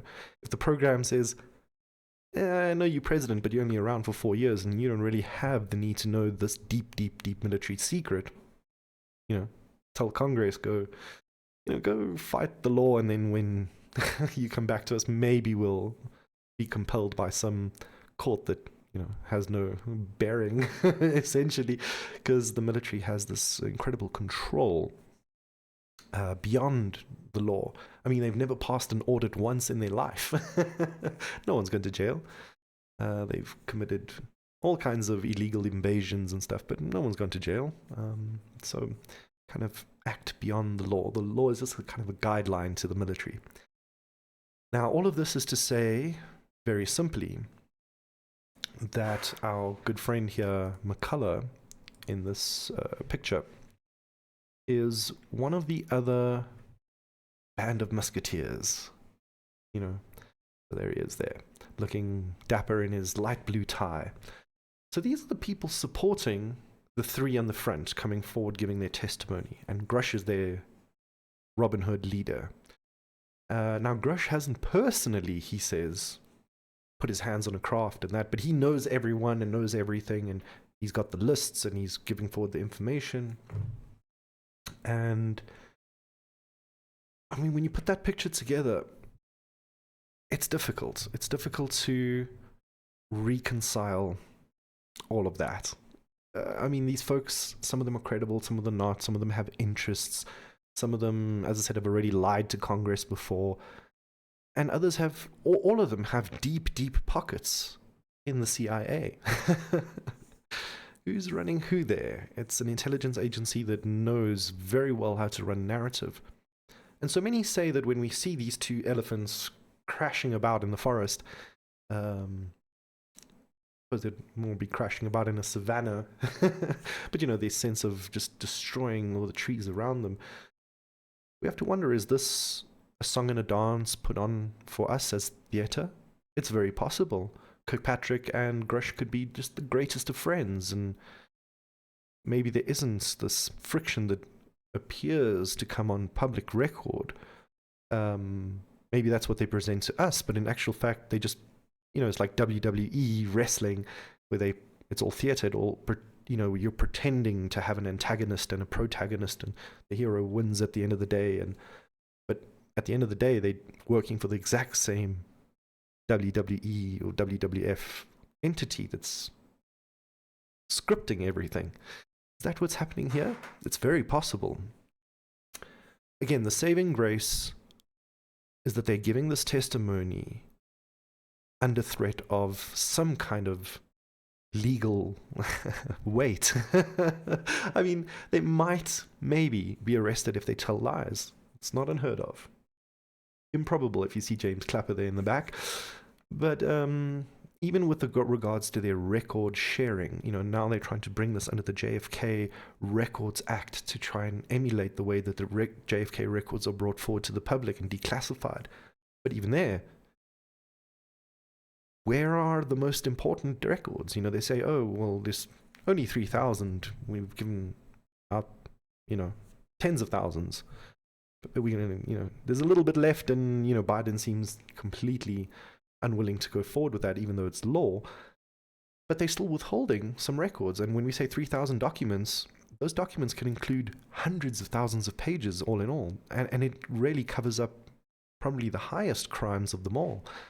And even as little bits and dribbles come through, we see more and more that the CIA had involvement in all of this. So at least there is some bit of a shining spotlight glancing across this information, trying to find the truth here. But we have to also keep in mind that some of the truth being presented to us is just stagecraft, 100%. So some truth is embedded here. We have to extract that, distill it. But most of this, given who these people are running with and who's behind the scenes here. It's tricky for me. I'm going to save my comments right for the end, and I'll tell you why this is a bit of a difficult pill for me to swallow. And as I say, Representative Burchett is quite enthusiastic about the subject and has kind of taken everything hook, line, and sinker. If you don't remember who he is, let me just bring him up on screen here very, very quick. Because he's the one congressman that's, as I said, very into the whole alien discussion, and he came forward with Anna Paulina Luna. But as I said, it's tricky. It's tricky for me to take this all in its stride and as pure truth. You can see Burchett there on the right and Luna on the left. And as I say here, there's plenty shenanigans going around and really shady characters about. And we've been tracking this as best as we can through StoryTime, and I'm sure all of you joining us have had some personal experience. But to give you an idea of one of the crazy things that just jumps to mind, for example, in terms of talking about this shenanigans and background shadow government that's pulling the strings here, Anna Paulina, a couple of years ago, she was involved in an assassination plot, not herself to do any assassination, but to herself be victim of a plot, of a murder plot. Let me see if I can pull that up for you here. So I'm not talking, as we say in South Africa, twak. Okay, here we go. So can you see this on stream? Yes, you can. Claims of murder plot against GOP candidate in Florida court. Anna Paulina Luna, who plans to run for the seat now held by Democratic Republic, then Republican Charlie Crist, alleges that GOP challenger William Braddock is stalking her and wants her dead. And the whole story is mad. Paulina, who plans to run for Florida's district, she eventually won that. That's why she's now in this Congress having this hearing. How bizarre is that? But after losing her race for the slot in 2020, the Democratic Republic Charlie Crist contends in court documents that the GOP challenger William Braddock is stalking her and wants her dead. Luna has filed a petition for a permanent restraining order. Pinelands County Judge Donnelly Law had previously granted a temporary restraining order for Luna and a conservative activist friend of hers, Aaron Olszewski. In court on Tuesday, Braddock, who was already filed as a GOP candidate, told the judge he opposed the injunction and wants to obtain, review, and validate any evidence against him. He did not directly address accusations, but has denied them in the past and called them politically motivated. Now, in a petition, Luna claims she received text messages between Braddock and some associates in which she allegedly says he wanted to take her out. She also says that others told her that means he intends to kill her. I do not feel safe and I'm currently in fear for my life, from Mr. Braddock, Luna said in her petition. So, and the funny thing is that if I remember the story correctly, there's a very deep thing going on there also with the people that they were getting involved with, like ex-Mossad and shady characters. So that's why I say this whole thing has been marred by a deep factional fight in a certain sense. And whilst everyone has their own agenda, not everyone is on the side of just normal people like you and I. At least that's the way I'm reading this and seeing this. So that was the murder plot against Luna.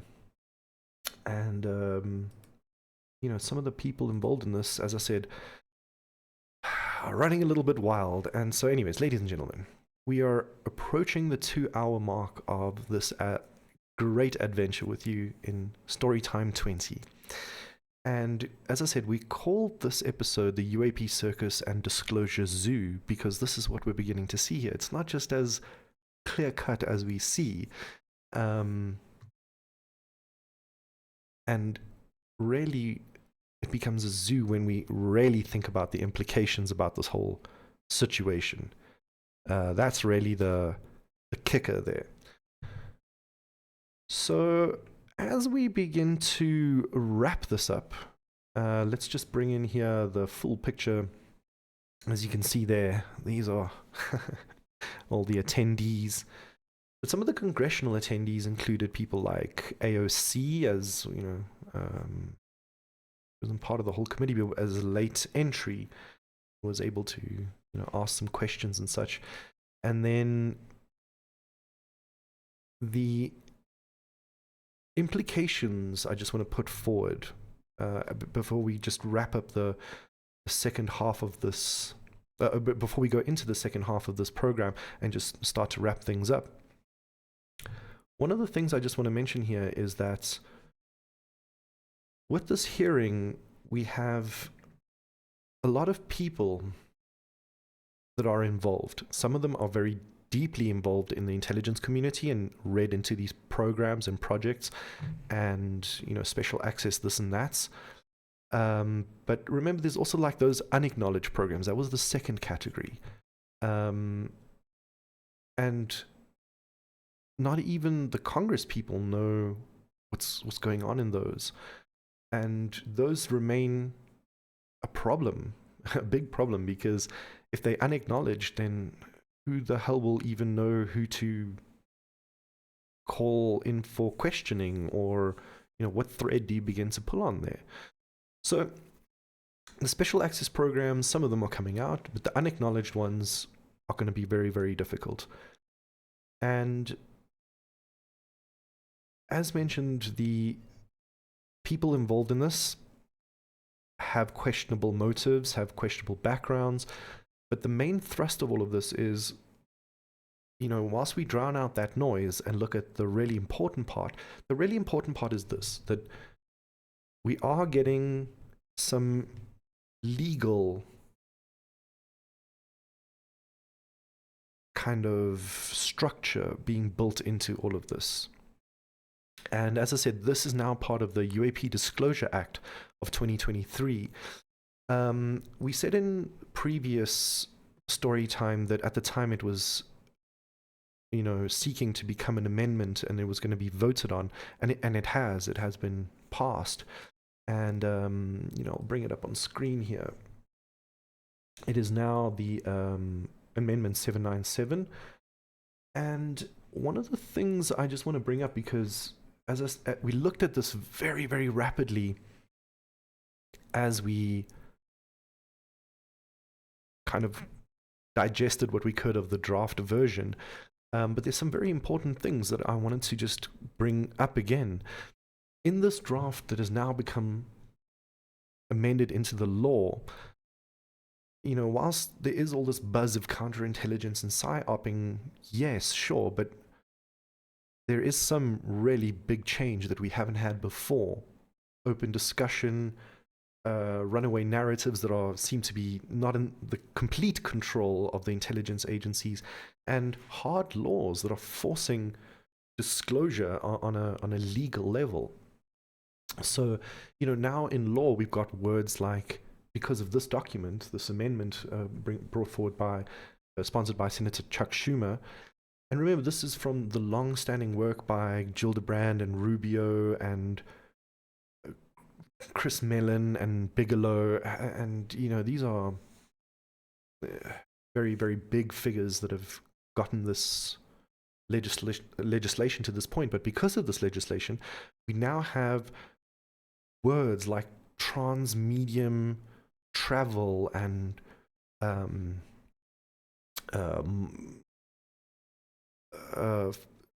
biological non-human intelligences, unidentified aerial phenomena, submerged objects. Some of the things that jumped out, okay, is like they mentioned that the Department of Energy was the progenitor of, and kind of shaped the Manhattan Project. And so they are one of the people that are being brought into this, along with the Army and the Navy and people who are from the private sector or some entity formerly or currently under the contract of the government, and this concept of non-human intelligences and technologies of unknown origin. And the other thing they brought up here was the legacy program. The federal state had this concept of the legacy program. They kind of phrased it like commercial industry with academic and the private sector, to kind of like exploit the technologies of unknown origin or, biological beings or evidence of an unknown origin to try and bring that into the knowledge of the industry and public sector. And this is all like really bringing forward this interesting legislation, talking about like credible evidence and testimonies from unidentified anomalous phenomena records that have not been declassified. So we need to make a legislation for that so that the records can come out and be declassified in a proper way. So it's a big deal. It's not just like some this and that. They're collecting the records, and it's, although there might be big psyoping to all of this, there's the whole subject is now beginning to take root, not only in the minds of people, but in everyday legal jargon, in everyday political operation, in everyday manifestation of the state. At some of the deepest levels. So whilst that's really good in a sense, because it does bring the CIA a little bit further from us and the public a little bit closer to running the show, there still are problems there, One of the things that I want to try and bring up here, just to try and wrap this some of these concepts up here, is that although, again, we're getting quite important law that's beginning to take a foothold and give us important tools to move forward, there are still extreme challenges to all of this. And the reason I say this is because when very powerful forces clash within a very powerful government, when the gloves come off, it can get very ugly. And I mean that in the most severe sense of the word. In other words, we've often talked about soft coups on this program, but America's not immune to that. It might not be the people to the government, but it might be within the government itself, having trouble keeping control of one group over another. And this is important to think about because the military is a very deadly force, and America is a very powerful nation. And so the intelligence services and the military that comes on top hopefully will be the good one, the one to annihilate us all in some foreign or domestic terror or war or some kind of violence, because that's their main tool of their trade. So it's important that we keep that in mind. Now, this conflict can be very, very dangerous, because when we're dealing with secret executive orders and secret laws, what we begin bumping into is continuity of government, is the COG. Continuation of government is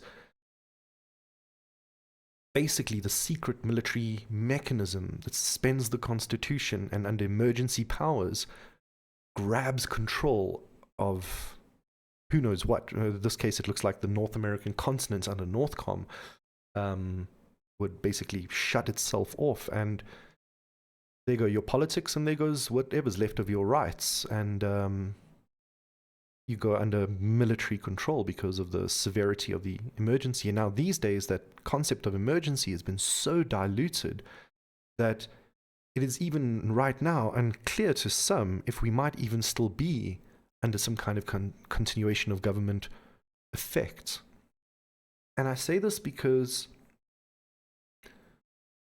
if there was something like this going on, I'm a person who's spent a lot of time reading and studying politics and military stuff and intelligence operations and entities and things like that. So I see that there's often a theme here where even parts of the government that are supposed to be secret end up with secret parts inside of them. And then it becomes very difficult to see who's running the show. But the show is sometimes unthinkably just detestable. Like if you look at Operation Northwoods or the Bay of Pigs or, whatever these false flag operations to hurt civilians or, to try and get some political objective done is beyond the bounds of any kind of law. And so when you get a section of either the government or the military or the intelligence or both or all three and more, or, whatever the hydra is there, that is able to operate way beyond the scope of law, where the law is just an inconvenience more than anything, that's where you get Eisenhower warning you that there's a military-industrial complex that rules you, and there's very little that the public can do if they don't, hold onto their freedom, tooth and claw.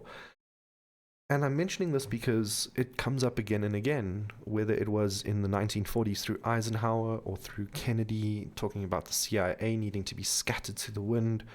There is a very, very powerful force, very insidious group of people that are not afraid to use any method necessary to control a narrative or to control an operation. And, if there was something of the kind, you kind of get it in two flavors. You get overt coup, as it were, coup d'etat, or you get a covert, soft coup. Now, you get obviously an overlap of the two. And why I'm mentioning this is because sometimes you can have very large changes in a government without the people knowing too much about it. That's often to try and keep peace and order.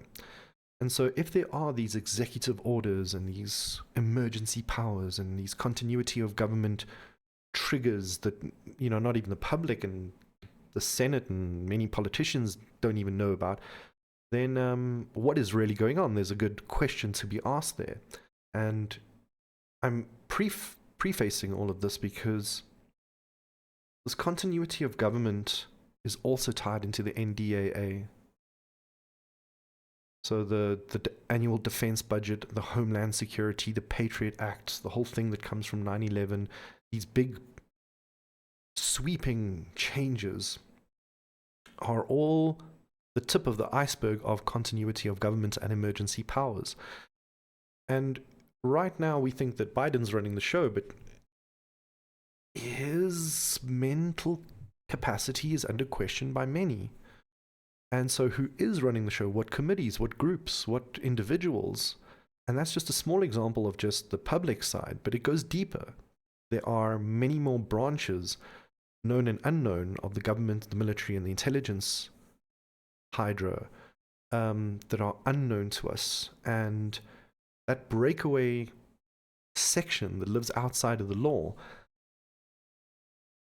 could propose to be an internal threat to the constitutionality of America in this case. And so if there was going to be a way to try and reform, I think at this point it looks like there can't be easy political reform. There can't be easy legal reform. You might need to physically get the army and go flush out the rats. And I say this because it is not unthinkable. As a sober-thinking person, hopefully, myself, looking at the way things are just going completely out of control in many ways. The government's losing narrative and there's competing factions and the push and pull tug of war that's happening. Even if you try and remember that a lot of it is theater and counterintelligence. When you look at the little grains of truth of this friction internally, as I said, it's you can't tell presidents and heads of intelligence and military that they don't have access to the highest technologies of warfare and some kind of disciplinary oversight over that. The military is designed to have a contingency plan for everything, and now you're telling them they have no idea about these parts of their own organization and this private industry of aerospace just running away with the whole thing. You can't just go and ask them, please open up your deep military underground bunkers and please tell us everything you've been hiding from us. It's very plausible to think that there could be very serious conflict there. And one of the people that talked about this was Dr. Stephen Greer. He recently was on one of my favorite programs, Redacted, with Clayton and Natalie Morris. They're a married couple that run Redacted Tonight. It's a daily show that does great news reporting. And they interviewed him. Let me see if I can bring that up. And there's some really interesting things that Dr. Stephen Greer said here. So shouts out to Redacted, and do check out their channel. And let's have just a quick listen to some of the things he said, just to underscore this concept of an internal military conflict underground or under the radar of what the public sees. So we're seeing this little congressional friction. Luna and Burchett got the bit of a runaround to get their UAP hearing off the ground, and Luna was maybe involved in a hit, and all the psyop stuff. But what's really lying in the deep waters there is powerful technology and sociopathic people. So anyways, let's listen to Dr. Stephen Greer. He some love him, some hate him, but we're lucky that he's brought some of his own disclosure to the public, and I think he's done good work over the years, generally speaking. Let's listen to him. David Grusch, who's quite young, and some of these congressmen who are just learning about it, they don't have the information yet, which is what we're trying to get to them, that you have to entertain two totally separate events going on, but they're copycat. So since, if you look at the reverse engineered human craft, we call them ARVs, or alien reproduction vehicles, or ATs, just advanced technology craft. Those simulate an ET craft pretty closely till you look at it up close. But in terms of their maneuverability, how they come and go, and we've also created what's called stagecraft to cause abductions of people. Now, why would that happen? Because they eventually want to sort of have a global militaristic totalitarian grip on the whole public about there being some alien invasion. It's like a bad Hollywood movie. But that's been the long-term defense plan since the 1950s, about 70 years on now, regarding the UFO issue. That's been why they've taken so much time curating and developing false flag operations such as abductions and mutilations and events like that, and even the murdering of innocent civilians in developing countries in Africa and South America. So that issue is the real crux of the problem. And I will tell your listeners, the biggest part of the secrecy is what I just said. And the next biggest is the fact we figured out how these things go. So let me just pause it there for a second. What Dr. Stephen Greer just said there is that, very plainly put, many of these operations are illegal and involve the most heinous crimes. Murder, exploitation of people, trafficking, every kind of international law being violated. And that's the one big thing that's come out. And the second is, we know how this technology works now. So keep those 2 points in mind as we go forward, because there's something really important to underscore there. We have a new film out, The Lost Century, and How to Retrieve It, that unpacks 100 years very exotic technologies that have been sequestered and kept secret because if they were released, there would be no need for oil, gas, coal, nuclear power, etc. So the interests that are maneuvering and manipulating this situation are extraordinarily powerful, have more assets and money than the entire U.S. government. I'll say that on the record, and is an existential threat. But luckily,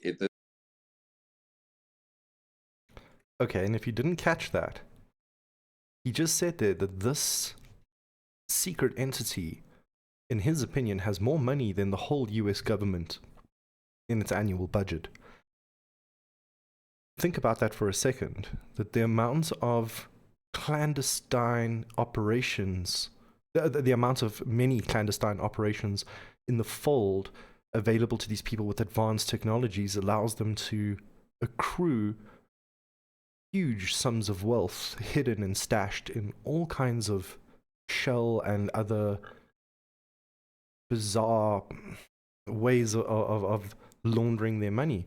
And I mean, imagine having trillions upon trillions of dollars that the public have no idea about and the president has no control over.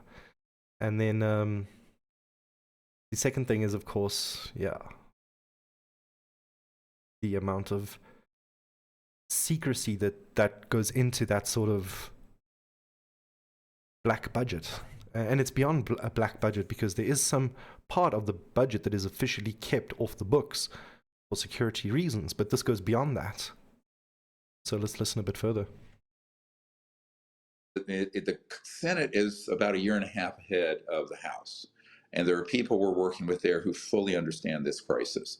There are special projects going on at the Pentagon that I can't say more about that we're involved with, who also understand this and are making plans to correct the problem, and meaning that these illegal and rogue operations are going to have to be stood down.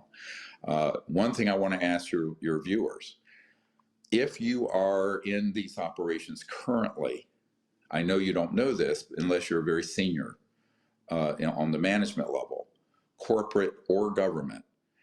If a legitimate U.S. government entity, an FBI operation, comes to your facility, you are to put your weapons down and you are not to resist.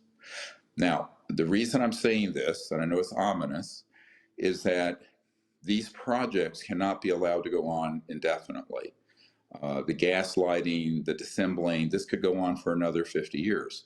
So I know for a fact that conclusions have been reached in some very high places that these operations are rogue, are illegal, and are a threat to world security and national security. But if you take, for example, I've gotten to know quite well Area 51 guy who... I'm interrupting here while he's in his flow, but keep that concept in mind. World security is in threat. Was there for several years in his mid to late 20s and was read into projects there dealing with extraterrestrial and human operations, and also at Wright-Patterson and Eglin Air Force Base. And, he had no idea that at the upper reaches of management of those operations, that those were not being, supervised legally by the Congress or the president. Now, I found that out when I briefed the president's CIA director in 1993. So I've had that baked into my cake for a long time. But most of these people, let's call them the very highly classified personnel, whistleblowers, that are firsthand witnesses, and they're not like Grusch, who found out from firsthand, but the direct witnesses, like the... I love that little jab at Grusch. Like the first-hand witnesses, not people like Grusch who knows and tells you the stories of the first-hand accountants. Because remember, Greer had twice his own disclosures in projects in 2001 and just recently this year.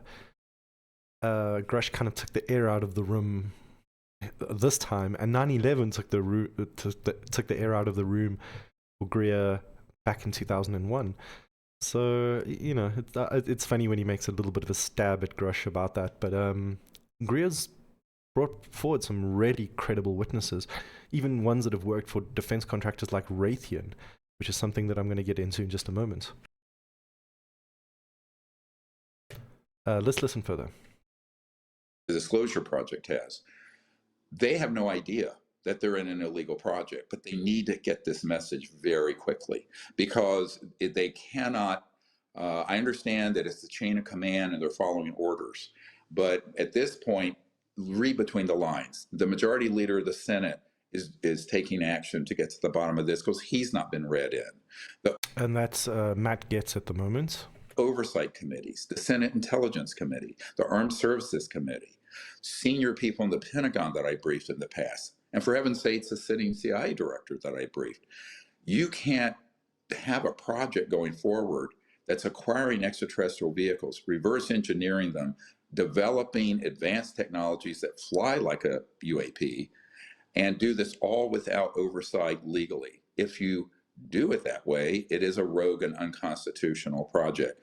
So to all of you working in those areas, please be prepared to cooperate with the rule of law and the Constitution, number one. Number two, if you are a whistleblower or witness to these operations currently or in the past, please contact us at our website, which you can put up.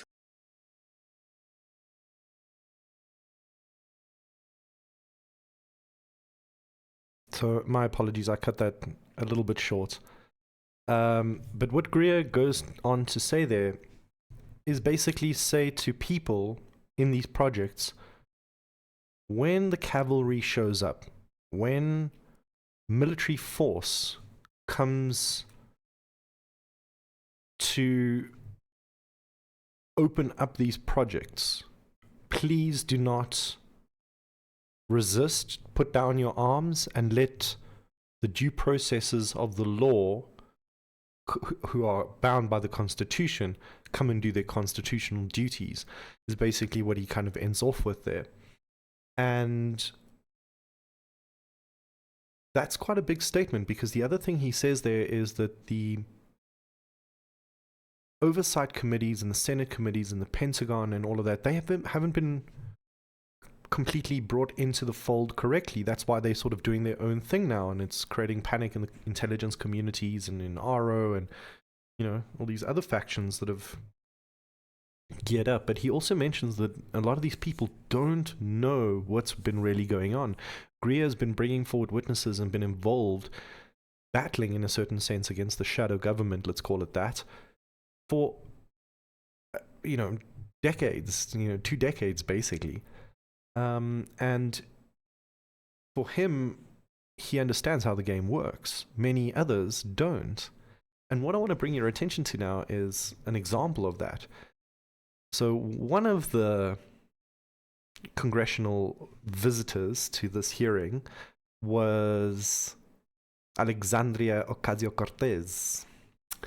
And whilst I don't take her very seriously as a politician, she's very popular.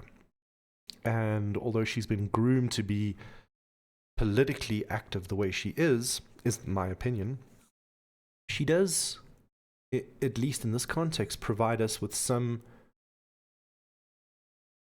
grounded response as to what is in the mind of the average American person. I kind of generalize her, not for every American, but, she's one of the most popular Democratic nominees and candidates, and she's very young and popular with the youth, and is very vibrantly active on social media, and so she has a big social footprint. But she also has a limited knowledge of politics and the deep state and UAPs and ufology in general and history. I mean, I don't mean to knock her here, but some of us have at least taken great pains to kind of tie those knots and those loose ends together. I don't think she has. And so it's interesting that now she's jumping into this feet first. And I like to use her as a bit of a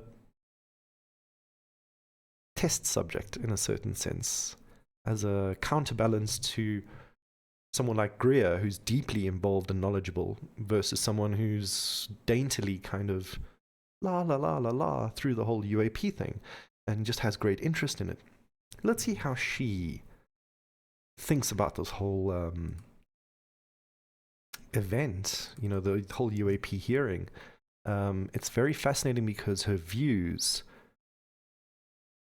bring with them, as I say, a strange knowledge and points of view that I think is shared by many people. So let's see if this is the one with audio. I think so. Now, this unfortunately has been chopped up because she does give a lot of word salads here and there. We'll try and keep this a little bit brief if we can. This is Cortez in her own words. So let me start off this whole UAP discussion by just stating the obvious, which is that people don't trust the government. Oh, really? They don't trust the government? Well, which she's part of the government. That's why I'm sort of being a little bit sarcastic here. I mean, I don't mean anything against her personally, but it's a bit rich to say, Miss Cortez, Ocasio-Cortez. And why would you? I mean, a lot of our budget is like 5 defense contractors in a trench coat asking for $1 trillion. Sorry, I need to back that up one more time. Defense contractors in a... So let me start off this whole UAP discussion by just stating the obvious, which is that people don't trust the government. Very obvious. And why would you? I mean, a lot of our budget is like 5 defense contractors in a trench coat asking for $1 trillion. So 5 defense contractors in trench coats asking for money. Notice she says, why would you trust the government? Government. And then she mentions 5 defense contractors on the other end who are private entities. That's not the government, but they're so deeply intertwined that even she mixes them up here. And then when she says trench coats, what she means there is when we kind of use the euphemism of men in dark suits. That's shady, unknown individuals from the intelligence agency. So, when you don't have universal health care, but you spend $800 billion a year that can't pass an audit, I don't trust it either. That's why I sit on the oversight. She doesn't trust it either, right? She's on the oversight committee. $800 billion, can't pass an audit, and she's like, something fishy going on there. If the party in control really can't agree on things like agriculture and healthcare and things like that, then the pace of what you normally have hearings on kind of grinds to a halt. You can't really have as many hearings on the normal stuff. The normal stuff. So what she's saying here is that it's the Republicans' fault because they are running Congress and, all the House Senate committee hearings and stuff like that. And because they can't agree on simple things like agriculture, she's lamenting that she was even sent home early, shame for her, because they couldn't come to agreement. She's like, well, we can't, get the normal stuff moving. So we're now that's why all this crazy stuff's going on now, is what she says. So we're getting increasingly hearings about weird stuff, especially on the oversight committee. Yes. But so, goodness gracious, let's just move forward. Truly, there are a lot of people in this country who are very interested in this topic, and there has been increasing pressure and organizing that transcends party lines, and that has resulted in the inclusion of several UAP disclosure requirements that Congress included in past defense authorizations.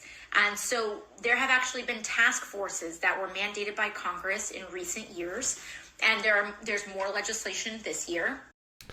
So what she's basically saying there is it was a bipartisan amendment to the NDAA. it was passed recently. They, together helped each other, Republicans and Democrats, to get that vote passed.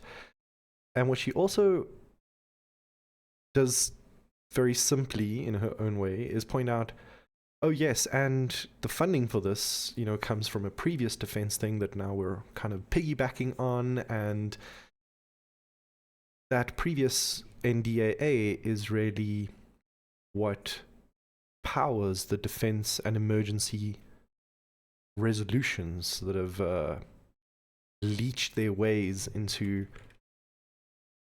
basic operation of governments, And there have also been mandated disclosure that has really been the first of its kind in a long time, which is why that mandated public and congressional reporting results in more. Sorry.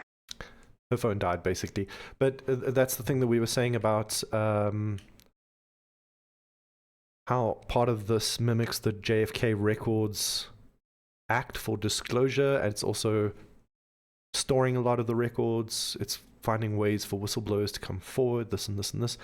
So it's actually interesting that she's saying that finally the laws being passed are forcing governments to sort of bring forward information about this topic, whether it's photos, videos, actual things, or whatever data they have. If they come clean with it, we'll be able to discern what's real, what's not, and what the case actually is, and hopefully that information will reach the public. The more information they're forced to give out, the more difficult it is for them to give us just a buffet of lies. So the other question I'm getting asked a lot is, what do you think?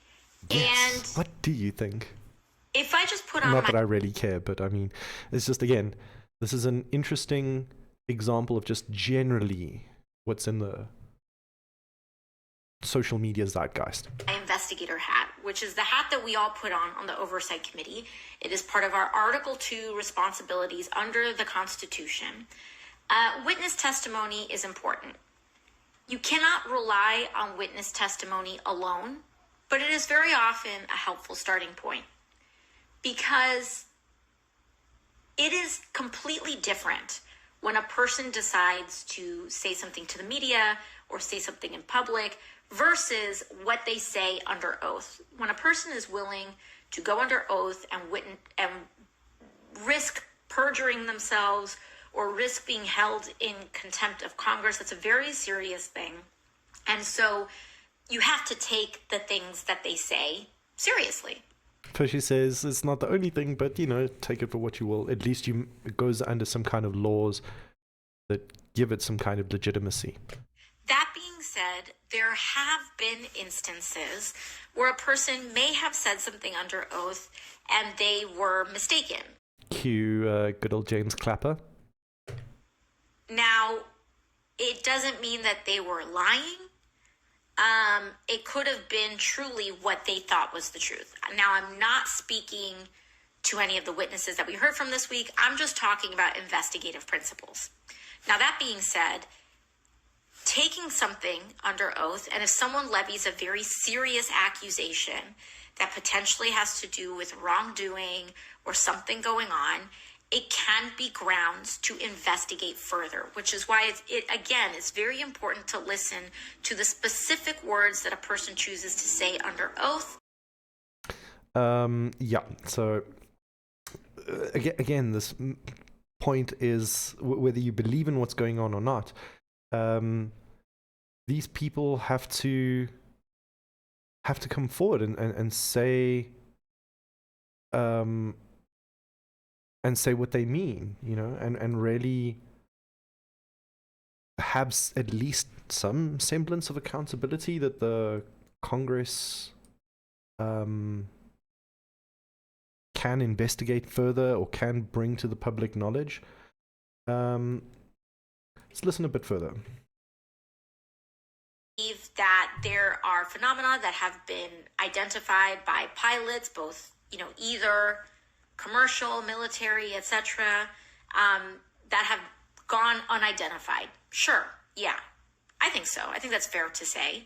We heard from some pretty credible witnesses. One is a commander who has verified video that is unidentified. So, and again, I just want to make this quick point. Just because it's unidentified and she's seen some video, she's like, it's something. But she's very quick to double back and say, aliens? That's a different question. Do I think it's aliens? That's a different question. Here's what I do think. I do think there's something going on. I do think that, and I know that in the past, we've dragged defense contractors before the committee, and I have questioned them. I'll see if I can put a link or something. And I have questioned them. And I have found, and we have found as a committee, defense contractors hiding things. And one line of questioning that I had, that was also part of a larger investigation on the committee, resulted in tens of millions of dollars, over, I think it was $16 million, just from one smaller contractor alone. Over $10 million getting returned to the public because of corrupt practices. So we have truly documented incidents of defense contractors being shady.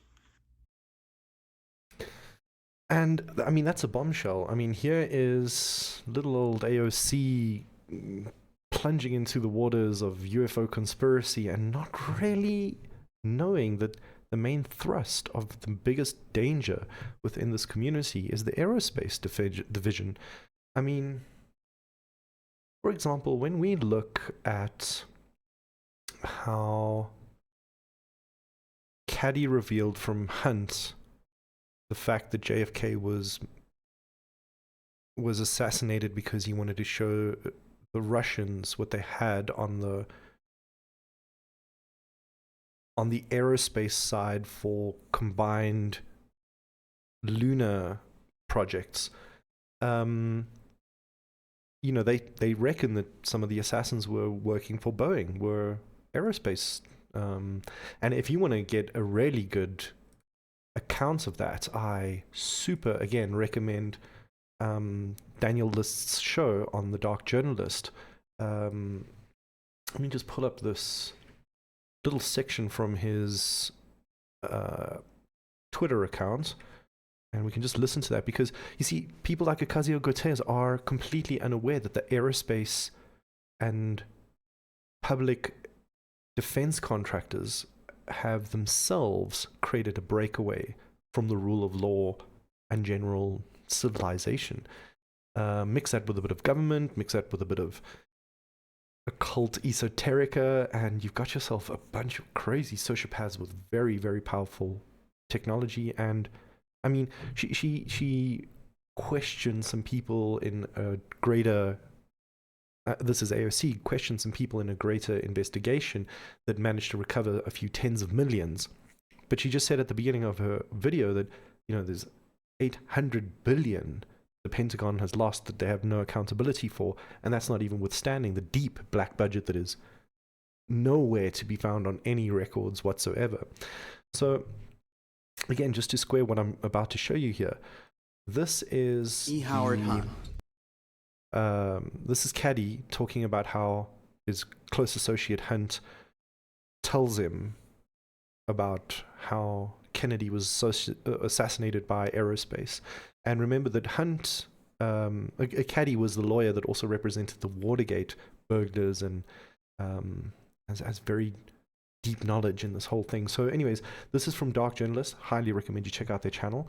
The CIA super spy, best known as the coordinator of the Watergate burglars, revealed to his close friend and attorney for the Watergate 7, Douglas Caddy, the nature of the desperate struggle between JFK and the CIA over the UFO file. Caddy revealed to me what Hunt told him in this interview. And then we walked out, and on the street there, I thought, well, this is the last time I'll see Howard. I'm going to make one more stab, okay, at seeing if I can get something here, And I said, well, Howard, why was John Kennedy assassinated? He said, why was John Kennedy assassinated? He said, John Kennedy was assassinated because he was about to give our most vital secret to the Soviets. About to give our most vital secret to the Soviets. And I was stunned by that. I mean, John Kennedy, our president, Soviets, and I never even heard about such a thing. And I said, well, what was that? And at that point, he leaned forward and looked right in my eyes, direct in my eyes, and he said, the alien presence. And he reached out and shook my hand and then turned and walked away. And that was the last time I saw Howard Hunt. It didn't mean that much to me. I knew it was important, but it did not mean that much. There's no way I could, in the alien presence, I was not really familiar with that either, you know. But I remembered it. I knew it was important. This breakthrough revelation from a top CIA officer to his friend in private gives us the real mandate of X-Protect. Any official, even the president, who wants to reveal the true nature of the X technology in the UFO file must be eliminated. They've used this protocol for decades.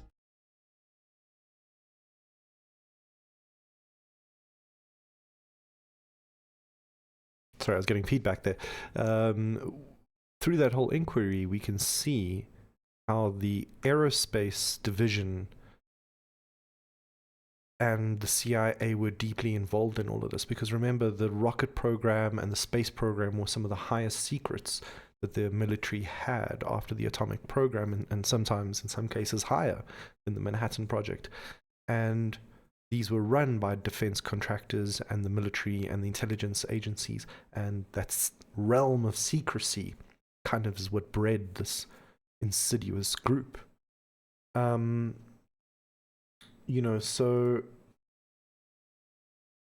there is the aerospace connection that AOC is completely unaware of, you know.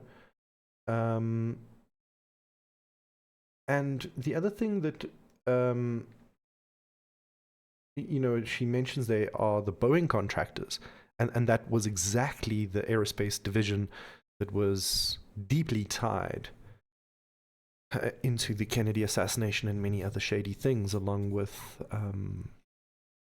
Hughes Aerospace and many others. So we can see that there is possibly a very big clash of titans within the American military and intelligence agencies and organizations and groups. As Peter Dale Scott said, the deep state is not a state, it's a cloud of people. It doesn't have a defined outline of its organization. It doesn't operate like a state per se. There's always an in and out, a rotating door, as it were, of people. And so that's my biggest concern here. And so AOC just glances on these topics. She's like, wow, you know, we should be kind of like meh about the whole thing, but there are some important points where lots of money goes missing. Lots of money. I mean, if you try and put 800 billion into healthcare, think about that for a moment. And, you know, these shady defense contractors have been caught out lying to Congress, and, you know, there is a phenomena to be thinking about and questions to be asked, and, you know, I'm going to put on my investigator's hat, he says. It's cute. Very. But as we ground ourselves, and this is where I'm going to end our story time here. I'm just going to spend these last just 10 or 15 minutes just giving you my lowdown on the whole thing.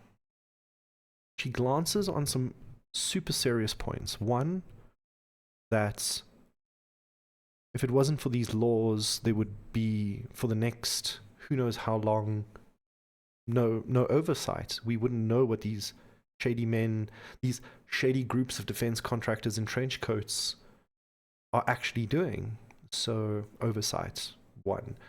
Two, that lots of money goes missing all the time, and she kind of can't put it together, but mentions that, oh, you know, we could be spending it on education, healthcare. I mean, there's so many more viable endeavors for the human race than feeding defense contractors with technology that they hide and keep away from us, instead of, you know, liberating us from fossil fuels and oil and nuclear, you know. And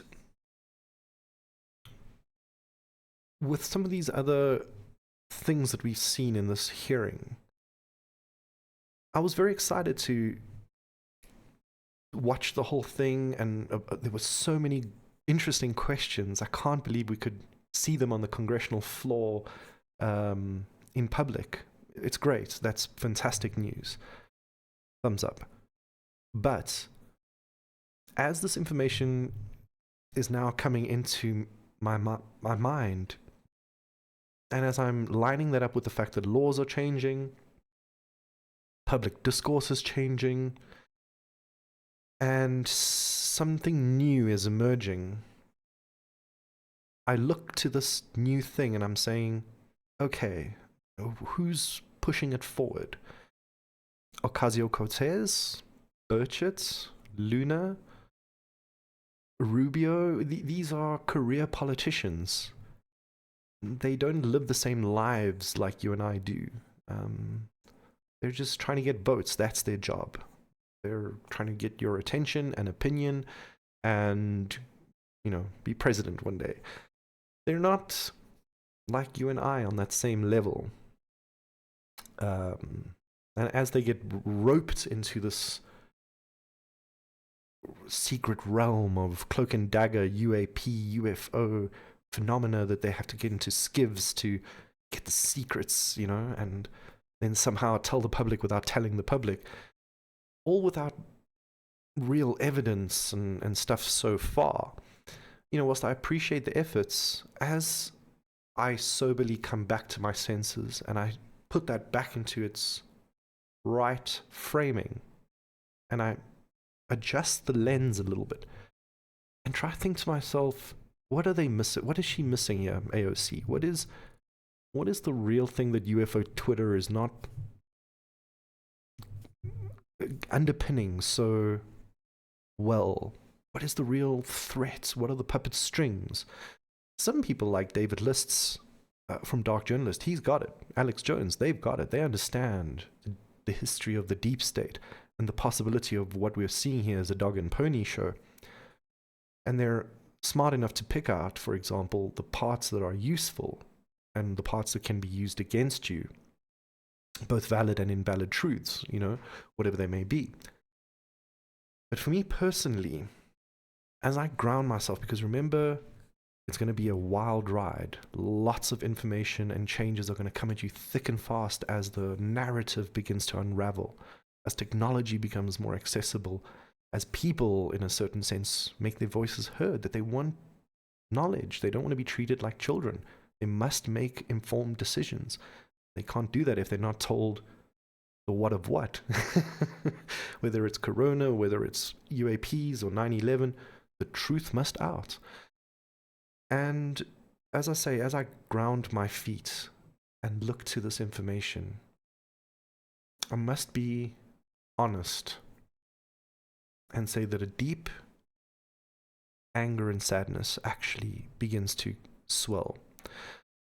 In this channel, we like to have fun. We like to poke holes at the narrative, and we like to keep it lighthearted and, it's story time. It's usually a fun event. But now and again, we get serious. When we're talking about JFK and certain things, we get serious. There are moments when it's important to acknowledge your feelings. And for this historic thing in history, I'm going to, in a moment of weakness, share my thoughts and feelings on this. And I wish to understand and hear your own experiences as well with all this information. But for me, when I look past the fun and games of like, wow, this is good, this is great, at least it's a step forward, at least there's laws being involved, at least they're keeping records, at least, none of it's perfect, but I can work with it. I'm interested to see how this is all unfolding. Then I take a step back and I'm like, okay, even if a small percentage of this is true, let's say less than 1%, but not 0, let's just start there. If any of this is remotely true, that's where it's almost like a sinking feeling that comes in. The human race is a beautiful thing. Life is amazing. The universe is kind to us that we are able to experience its raw beauty and shape with it ourselves and the world around it. And it is a sacred thing, in my opinion. Whatever religion or belief system you come from, it's better to have creation than just null and void and blackness. It's far more colorful and exciting. So when people like Greer talk about a global threat of these unscrupulous and oftentimes sociopathically evil people, deep pockets and extremely potent technologies that have been dabbling in some UFO phenomena, and now we're beginning to discover the truth of it. Like now I think it's official that these things are going on. There is a phenomena, and what's been hiding the phenomena is vast amounts of resources, secrecy, and illegal activity. And when we square that, without all the who said what and the hearings and the pomp and the theater, I'm angry. I'm not happy. I'm not a happy man hearing all of this, trying to put it in its right place, because what jumps out at me immediately is, so you're saying that we've deforested like half the Amazon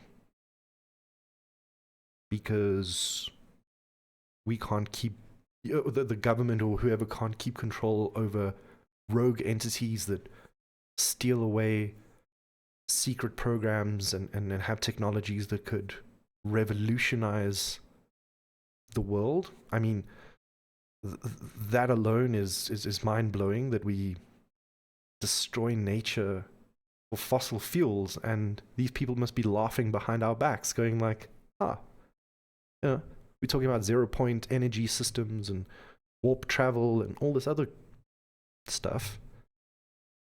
And look at the peons, look at the plebs, look at the cattle, the useless eaters running around scuttling about their jobs and businesses, desperately,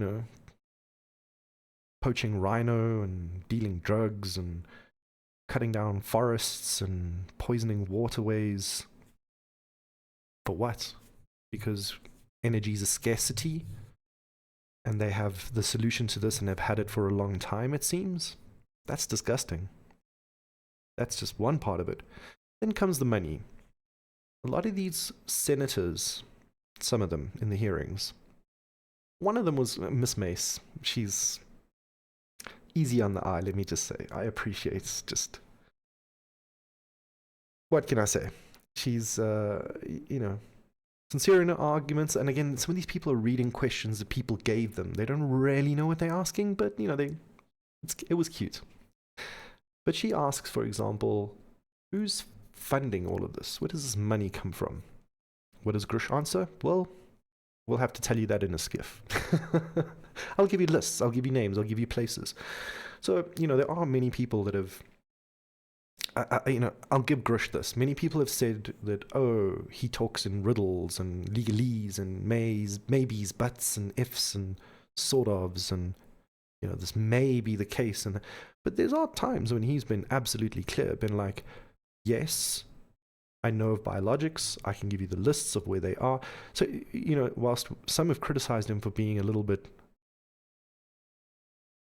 CIA-ish in his responses where there's generalities, sometimes he's very like, oh no, this is it. And Miss Mace asked him where that budget comes from, who's sponsoring this, where's the oversight? And he just glanced at it. He was just like, we'll do that in the skiff. I'll give you, this enclosed, the public can't know. And that gets me angry, because we're not children. Now this is all coming out. You didn't show up in a UFO, number one. 2, you didn't bring an alien with you. And 3, now you're telling us all this stuff. And the congressional people that are read into the secret programs of the people that are professional liars and killers are the ones that get to know this for now. Not buying it. The more time we give these people, the more they can cover up and muddy the waters. So it makes me angry there that we're again being denied information and treated like infants because they know better than we do. Really? Well, history has never proven that to be a viable a viable strategy there.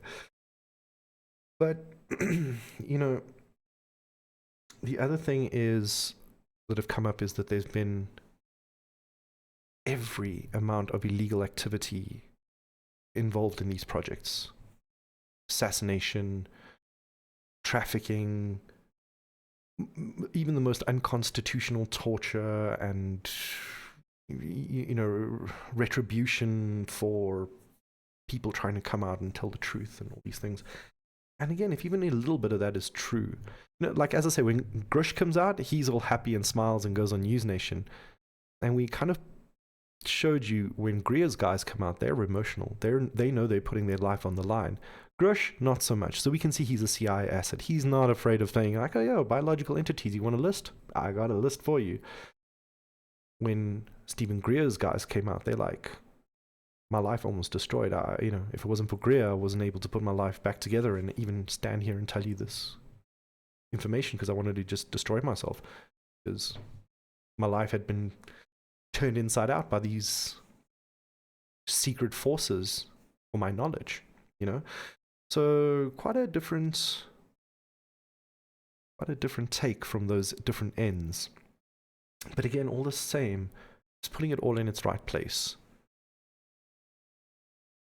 Senator Burchett made such a good point saying that the Pentagon and these intelligence things are our servants. We pay their salaries. We are their leaders, not the other way around.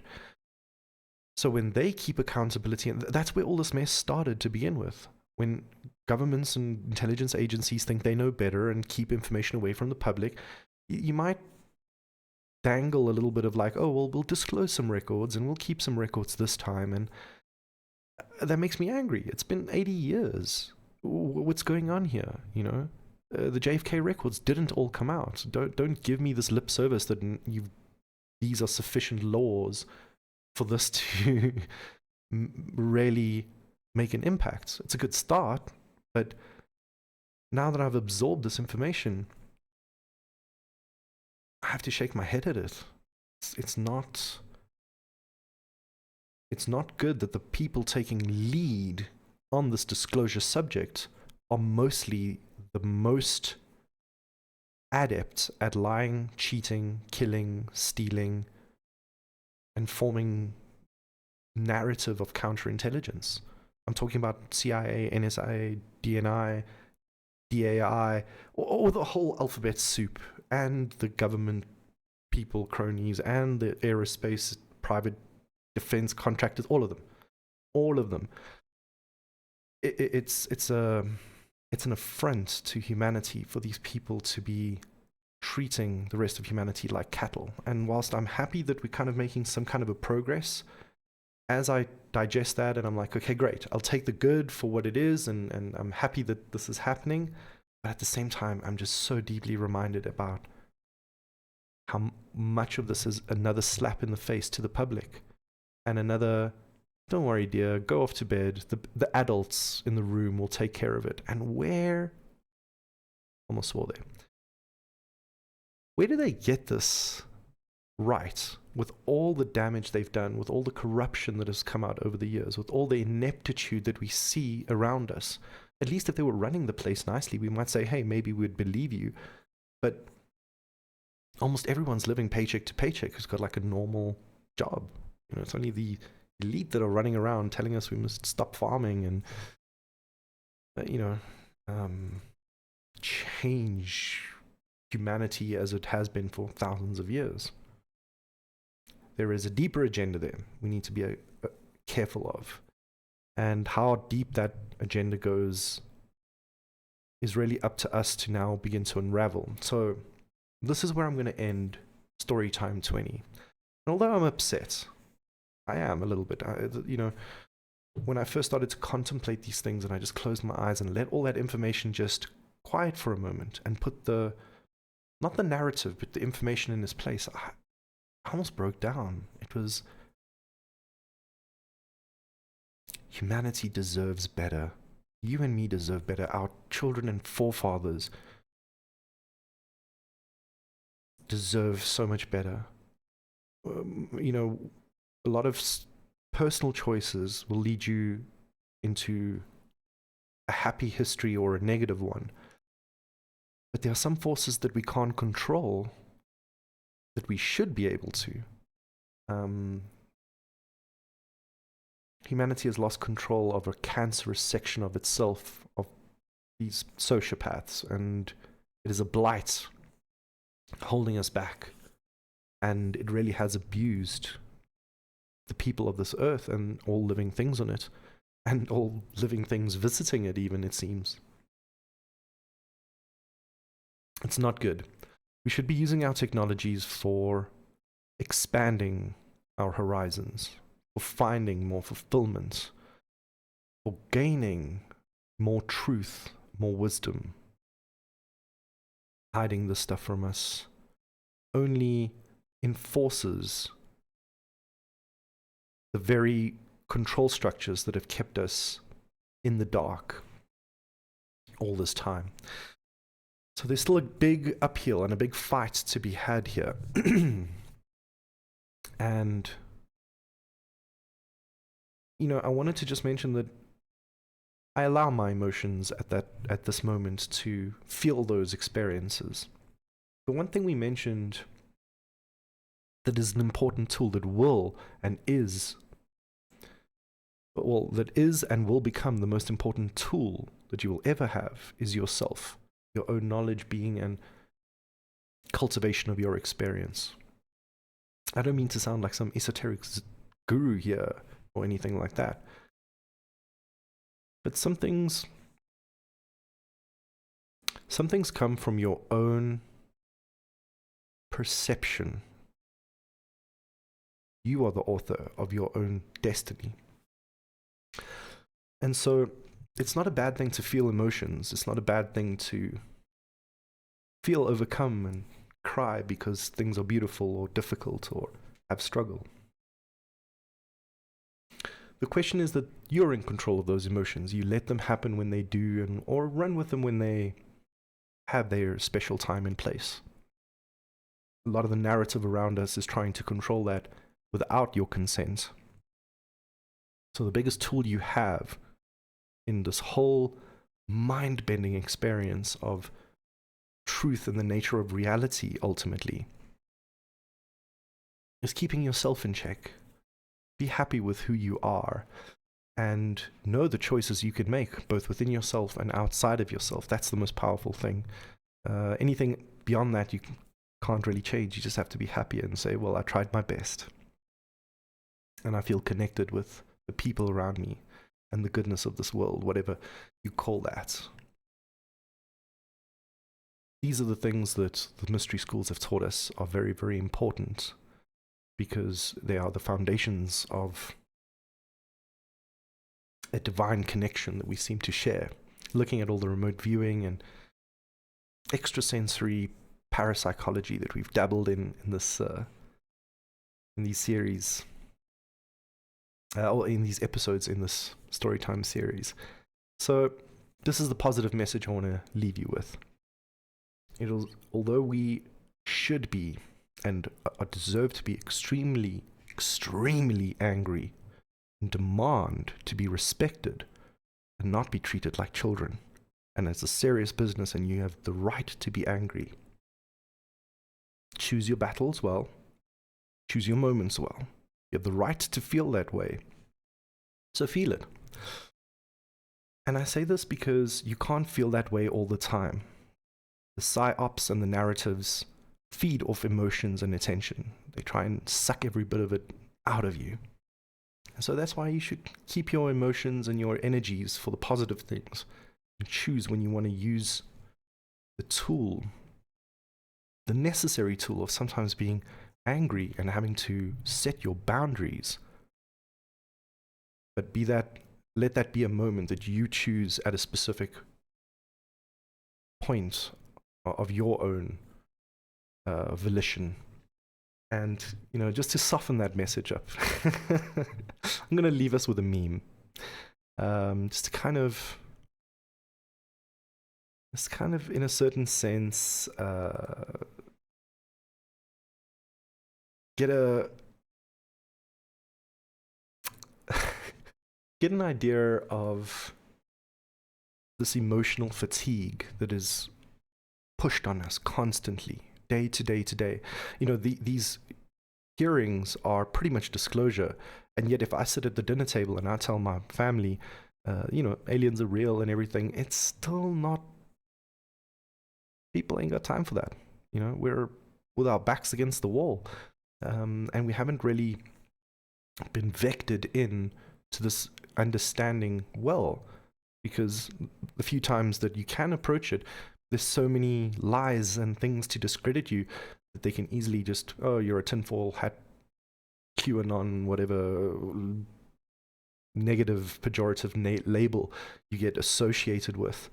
I'm not saying that you have to be a part of those groups in order to, have your own understanding of the UAP phenomena, but I'm just saying that there's a lot of counter-narrative deliberately designed to suck us dry of our emotions. And so we just need to have a bit of fun, and also pick when the time for fun is done, and your absolute right must be enforced. If you do not enforce and demand to be respected and seen as a free being, people will do that for you in their own way and version, which is an abomination. Because, people leading a normal life will have a normal point of view. People running around committing crimes and thinking they're above the law and having technologies in pockets that they don't even know what to do with their own existences, and have no grounding or religion or sense of deep appreciation for life and creation, those are not the people that we should put in power. But I bring up this meme here, and you can see that alien arrives, a grey pops out, finds a depressed human, and he says to the human, are you not shocked? And the dude in the beanie, kind of smoking cigarettes, says, man, I got a lot going on lately. And that to me speaks of just humanity in general. We got a lot going on. These are very big existential topics that they're forcing us to kind of swallow and come to terms with. When, if they had done this from the 1940s upfront and openly, I'm not saying don't have security secrets, but I mean, if you know that there's life out there, whether churches like it or not, whether governments are happy with it or not, start slowly and actually give real information. Don't start with a grain of truth and a sea of lies, as they've been doing to us. So I know we all have a lot going on lately, and this UFO topic is just another thing to try and squeeze in, but remember, it's all connected. All of it's connected. So slowly do try and keep your eye on this ball, because even though you're just trying to have your life and have fun story time every Sunday, these are world-changing events that are unfolding, and it's important to, if you can't control the world, be control of your spirit and the mind that guides it. So this is where I'm gonna sign off on this wonderful episode of StoryTime 20, the UAP Circus and the Disclosure Zoo. I hope you've enjoyed it. I know I have, and I've learned a lot, and it's mind-bending, but as I say, we're a little bit smarter here on this channel, and I enjoy your thoughts as well. You can always share them with me either live on this chat or in the comments when we upload this to the Prime Matter Podcast on YouTube, or you can drop me an email, primematterpodcast@gmail.com. I'm your friendly Euphoria, and it's been my pleasure to host you for these last 3 hours, really digging deep into this UAP disclosure of 2023 that have been now passed through Congress into an amendment into the law and all that goes with it. It really is my great pleasure to share this moment in history with you guys. Whoever you are, popping in and out of chat and downloading the video anonymously, I really appreciate it. I mean, whoever you are, you're here because this information is important to you, but you also don't want to be sucked into those psyop narratives and just get spun around in circles. You know, I try my best. I don't always get it right. I don't always get the names and the dates and the things right, but generally, you know, we try and keep an even kill. And when it's time to take the gloves off, we do. But other times when it's